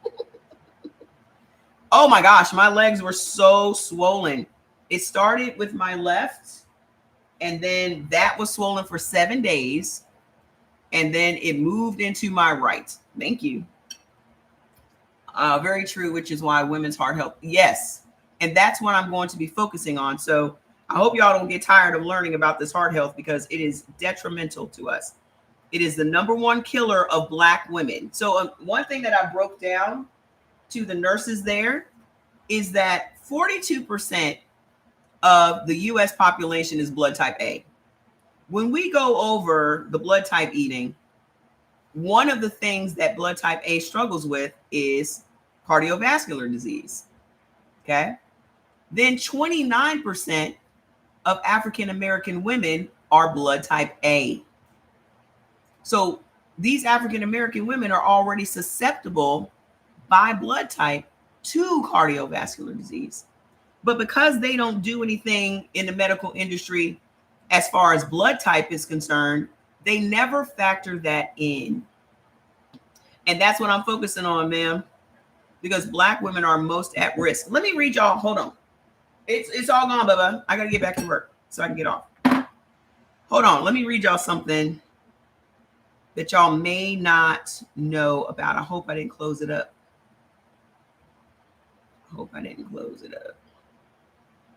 There is allo something. Oh, here we go.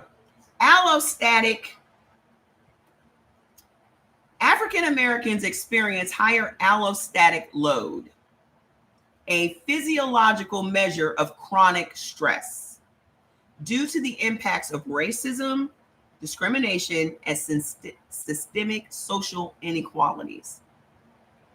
This shit is giving us heart failure and high blood pressure. Just us living in this country as Black people. This increased burden is associated with a higher wear and tear, if you will, on the body.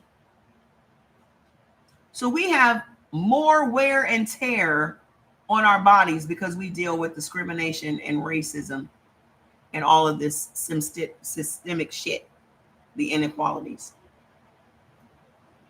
The wear and tear on the body leads to increased risk of diseases like cardiovascular disease, diabetes, and early mortality. Factors contributing to this include pervasive discrimination, weathering from cumulative stress, and socioeconomic disparities that place continuous stress on the body's systems. What is allostatic load? Allostatic load is a cumulative physiological burden caused by repeated activation of the body's stress response. It is measured through biomarkers like cortisol, blood pressure, cholesterol, waist to hip ratio, and indicates how much the body has been stressed and how well it is adapting. Your blood type A friend is having all of these symptoms and she won't go to the doctor. She needs to go.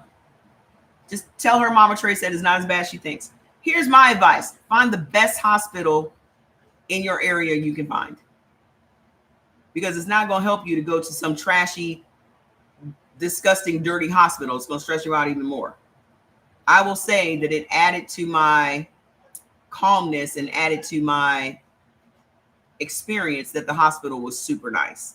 So when you're looking at hospitals, go and read the reviews, because they have reviews for all the hospitals on Google. Okay. So why do African Americans experience a higher allostatic load? Racism and discrimination. African Americans, particularly Black women, face pervasive discrimination in various aspects of life, including housing, employment, and healthcare. This constant exposure to racial and interpersonal mistreatment acts as a chronic stressor, increasing allostatic load.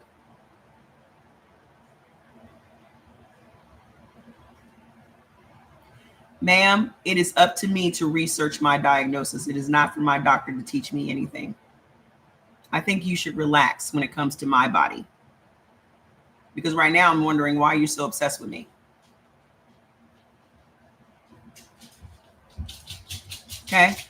It is not your doctor's job to teach you nothing. That's what Google and ChatGPT are for.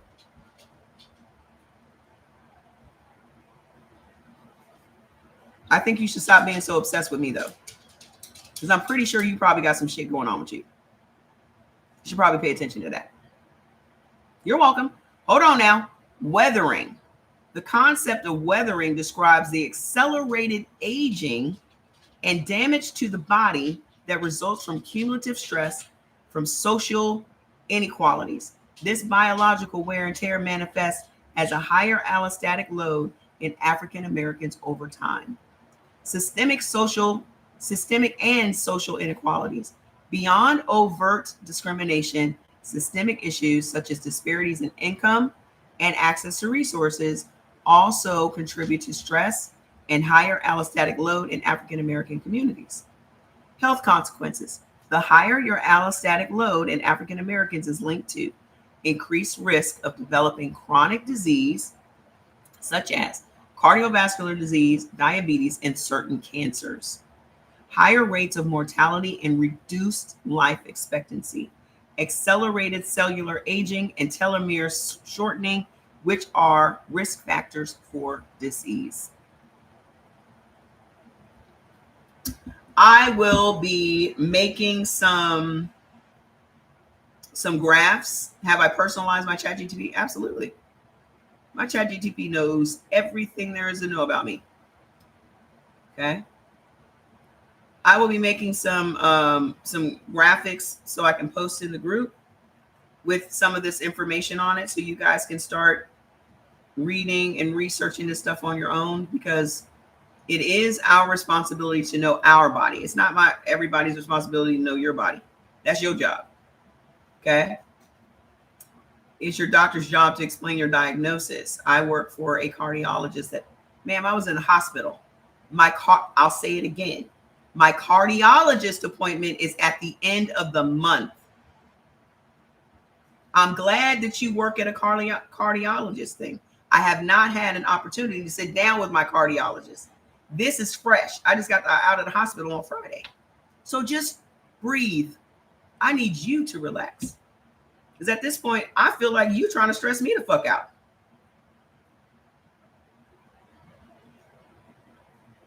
I've asked you nicely to shut the fuck up. Now I'm just going to say shut the fuck up.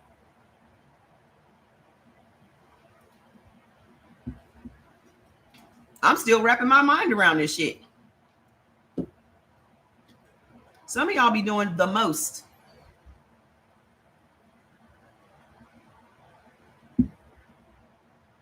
Right. I don't need to know all of these fancy fucking words. If my fucking heart is failing, that's all I need to know. The fuck? Here's the plan. I'm going to follow a fucking plan and I'm going to get where I need to go. Who cares? Again, y'all just want to use that little degree, don't you? You just want to use that little degree. You want everybody to know you got that little degree. Ma'am, it is okay for you to share what you know, but you're going above and beyond. I tell people what I think they should know, and then I shut the fuck up. If they're going to do it, that's their decision. That's their choice. Y'all gonna have to learn how to just say what you need to say and stop talking. That's what I do. I say, here's what you need to do. Good luck with that. Okay. Thank you for caring about me. I will learn all this, just like I learned all of this blood type shit. I'm gonna learn this shit like the back of my hand. But this shit is just 4 days old. Give me some time. I mean, because right now you acting like that doctor that came in that was hopped up on that cocaine.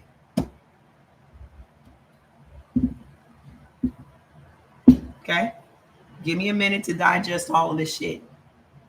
Let me learn how this no salt, these meds, and all this shit is working for me. And then when I go see my doctor, we're going to talk about all my numbers every day that I write down my weight and my blood pressure. And then we're going to map out a plan together. Okay? I appreciate y'all's concern. I really do. I just wanted to come on here and tell y'all where we are headed, what our plan is. I am obsessed with learning this information because I know y'all need to know this information. Okay. You said you love my transparency. I'm going to tell y'all the truth. I ain't got nothing to lose by telling y'all the truth. I ain't got nothing to lose by telling y'all the truth, for real. But I just want y'all to be aware of these things. We're losing way too many people over preventable shit. Like, all of this stuff is preventable. I just got it off of Amazon. All of this stuff is preventable. That was one of the reasons why I was like, fuck it, I'm gonna take this medicine and all that, because they said you can come back from this, you know. I was like, oh, so it's not a death sentence? It's not a death sentence? Well, then I'm gonna recover from this. It's like I recovered from the other stuff. Okay? But here's my advice. Do not, if you are experiencing any of the stuff that I've discussed here today, I wonder if medications have sodium. Look it up. If you're experiencing any of the stuff that I said today that are off the beaten path type symptoms that still end up being a heart attack, or it's leading you to realize that your heart is not where it needs to be, please go to the emergency room. Please, please, please. I will overcome this, just like I overcome everything else. Okay? You went to the hospital that don't care. You should recover on with the right. You can, ma'am, the hospital. Okay. Miss Sunshine, I'm going to let you go because you're a bot. And I don't want to go back and forth with you anymore. So I'm going to go ahead and block you and save you from stressing yourself out about me. I don't want none of y'all stressing yourselves out about me. The hospital that I went to did what the hospital was supposed to do. Okay. The hospital is supposed to take care of you in an emergency situation, which is what I had. There are people that want to feel extra important, and it's okay. The hospital did what they were supposed to do. They got me to the point where I was functioning, where my leg is not this big, that I'm losing the fluid that had built up around my heart. They did what they were supposed to do. My regular cardiologist, which I will be seeing at the end of the month, will be able to sit down with me and map out a plan for me. Until I see the doctor at the end of the month, I have mapped out my own plan that's going to keep me alive until I see the cardiologist. Now, the cardiologist will have an opportunity to change my meds, switch whatever out, whatever needs to be adjusted. That's his job. But I am not going to look for this man to sit down and spend an hour or two trying to educate me on this stuff when I can educate myself. Okay? Y'all are very unrealistic about what you think these doctors are supposed to do. Okay? Right. Sunshine got some issues, and those are her issues. That sounds like a her issue. I'm not going to make her issue my issue. And what I've also learned is I'm picking my battles. I'm not getting my heart rate up or my blood pressure up over nothing. Nobody is more important to me than me. Okay? Nobody is more important to me than me.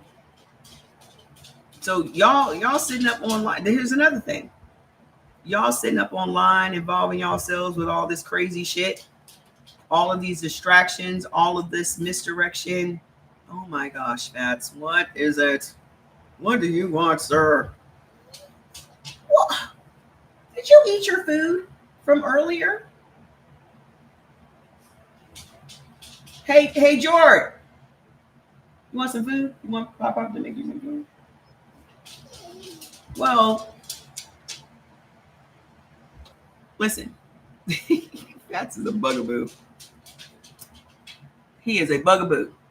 Listen, I don't even remember what I was saying, but I want y'all to also know he did miss his mom. I missed him. I was like, I need to get home my dog. I miss my dog. You have to learn to listen to your body, and don't be stubborn. That was my problem.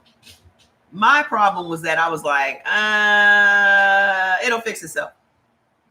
Oh, I'm gonna drink this tea. Oh, I'm gonna take this natural remedy. Oh, I'm gonna do a pure indication that what I was doing was not working was my leg was swelling every day. I gained 25 pounds of fluid in 2 weeks. 25 pounds. I've lost 21 of them since Tuesday. Yes, I am stubborn. I know that this is new to you. I can be a little stubborn. I've lost 21 pounds in 7 days of the 25 I had gained. What was that from? Water pills, cutting all the salt out of my food, potassium. Okay, but in the hospital, they were giving me the Lasix in my IV. So they were pushing it because my shit was, okay? So if you are experiencing that damn Lasix, but again, I'm not going to be on this shit for long. I'm going to be on it, heal my heart up, and move on to the next thing. Okay? I had a lot of Adidas. I still have a lot of Adidas. I was in the hospital from Tuesday to Friday. And I'm just not one of those people to be taking pictures in the hospital. That's why I didn't post. I always talk about people on Facebook. As soon as they get to the hospital, they're just like, oh, I'm in the hospital. Look, I'm in the hospital. I wasn't doing that. You're admitted for 1 day, gave you water pills and liquid through the thing, and you pee. So it worked. But they wanted to do all these different tests on me. You said the Lasix didn't work for you? What did you take? What was stronger than the Lasix for you? So all I'm saying, guys, is please, if you have any of these, if you feel weird at all, That's what I'm on. I'm on furosemide. They were giving. I thought furosemide was generic Lasix. It's not. You have to know thyself, study that exactly. Exactly. Okay. I thought furosemide was generic Lasix.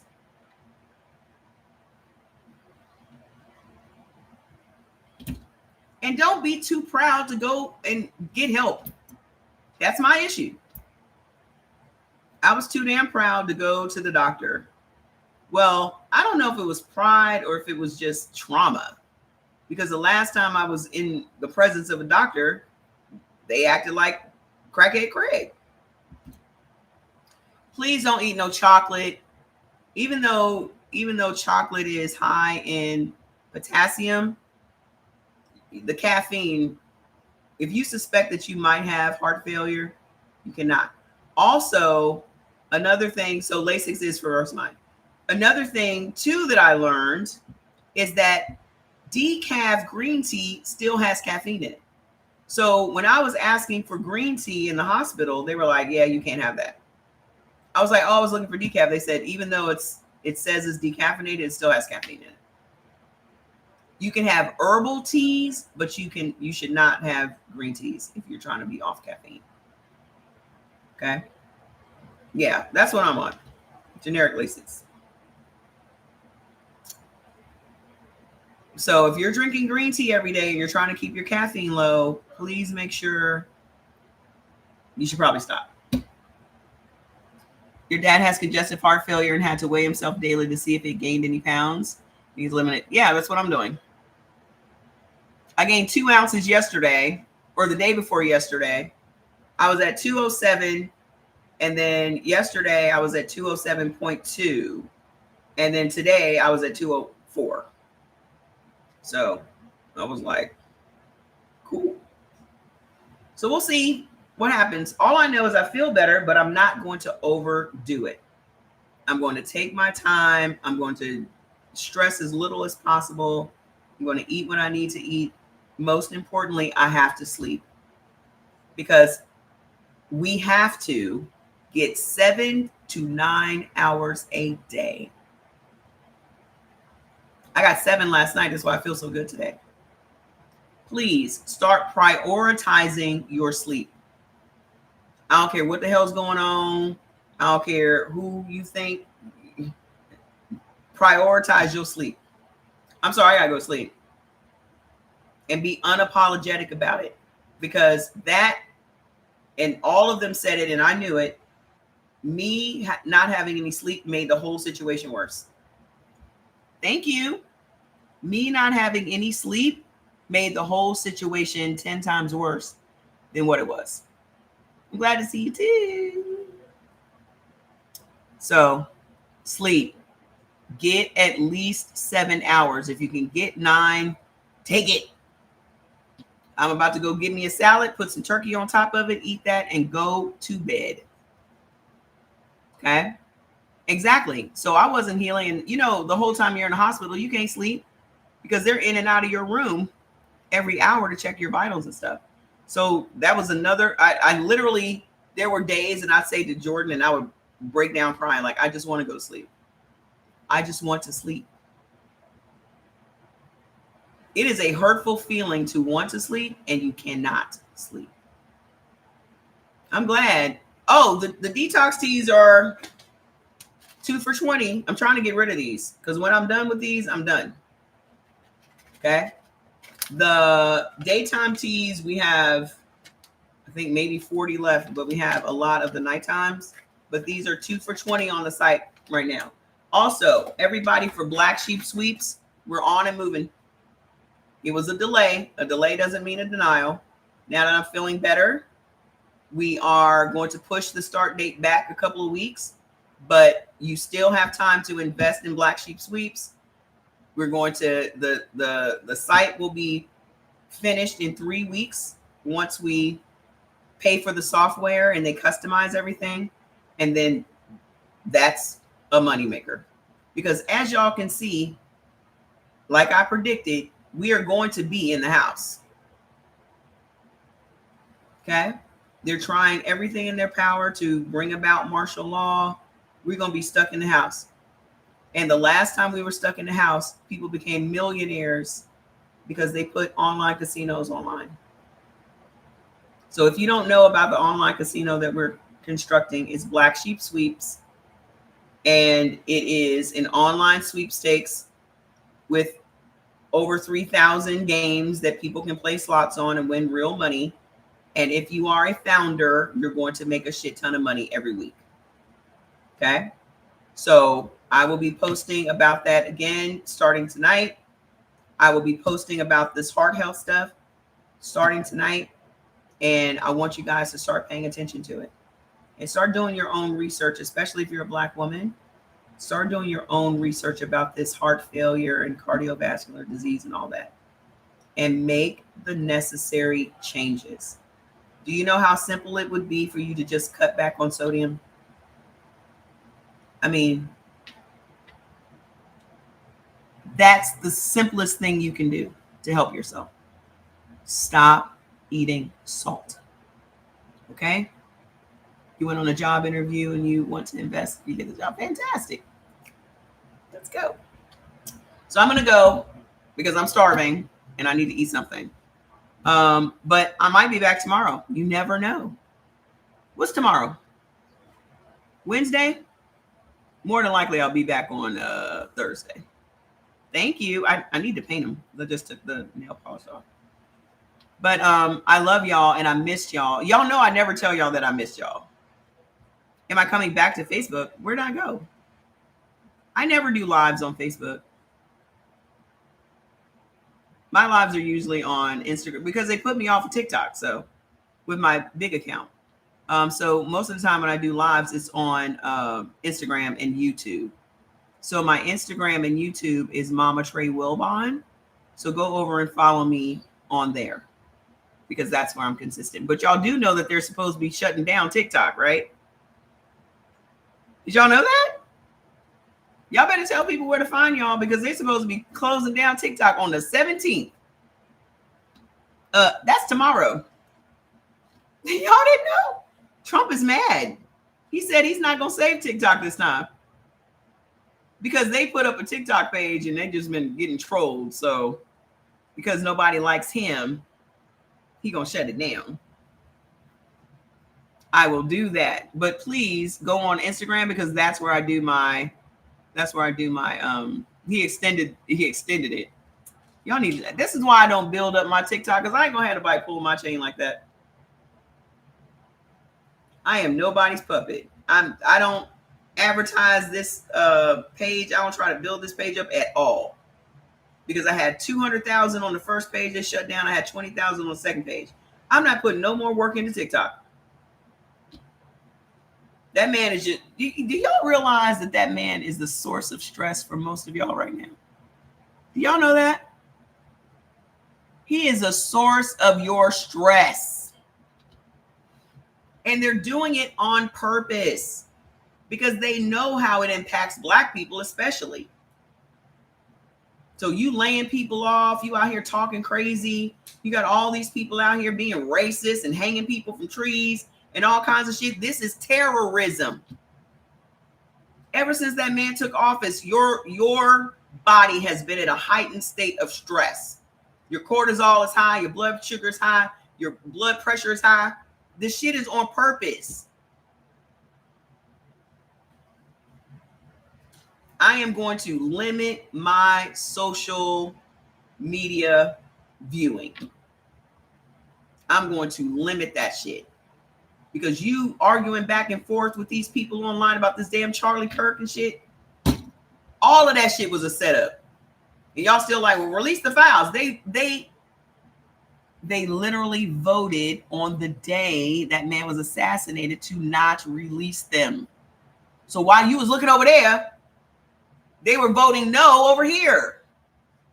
And y'all still didn't even know that. Y'all still didn't even know that. Allostatic load at the maximum. They know exactly what they are doing. Okay? So please, Identify the thing that is a source of stress for you, because you arguing back and forth with people on the internet ain't gonna change shit. Okay? It ain't gonna change nothing. All these marches and no kings marching ain't gonna change shit. Unless we ready to tear some shit up, ain't nothing gonna change. Ain't nothing gonna change until the midterms. That's what we need to be focused on. We need to be putting our money behind people that are going to fight for us. Make sure we vote all of these people that are in there right now out. Every last one of them. Okay?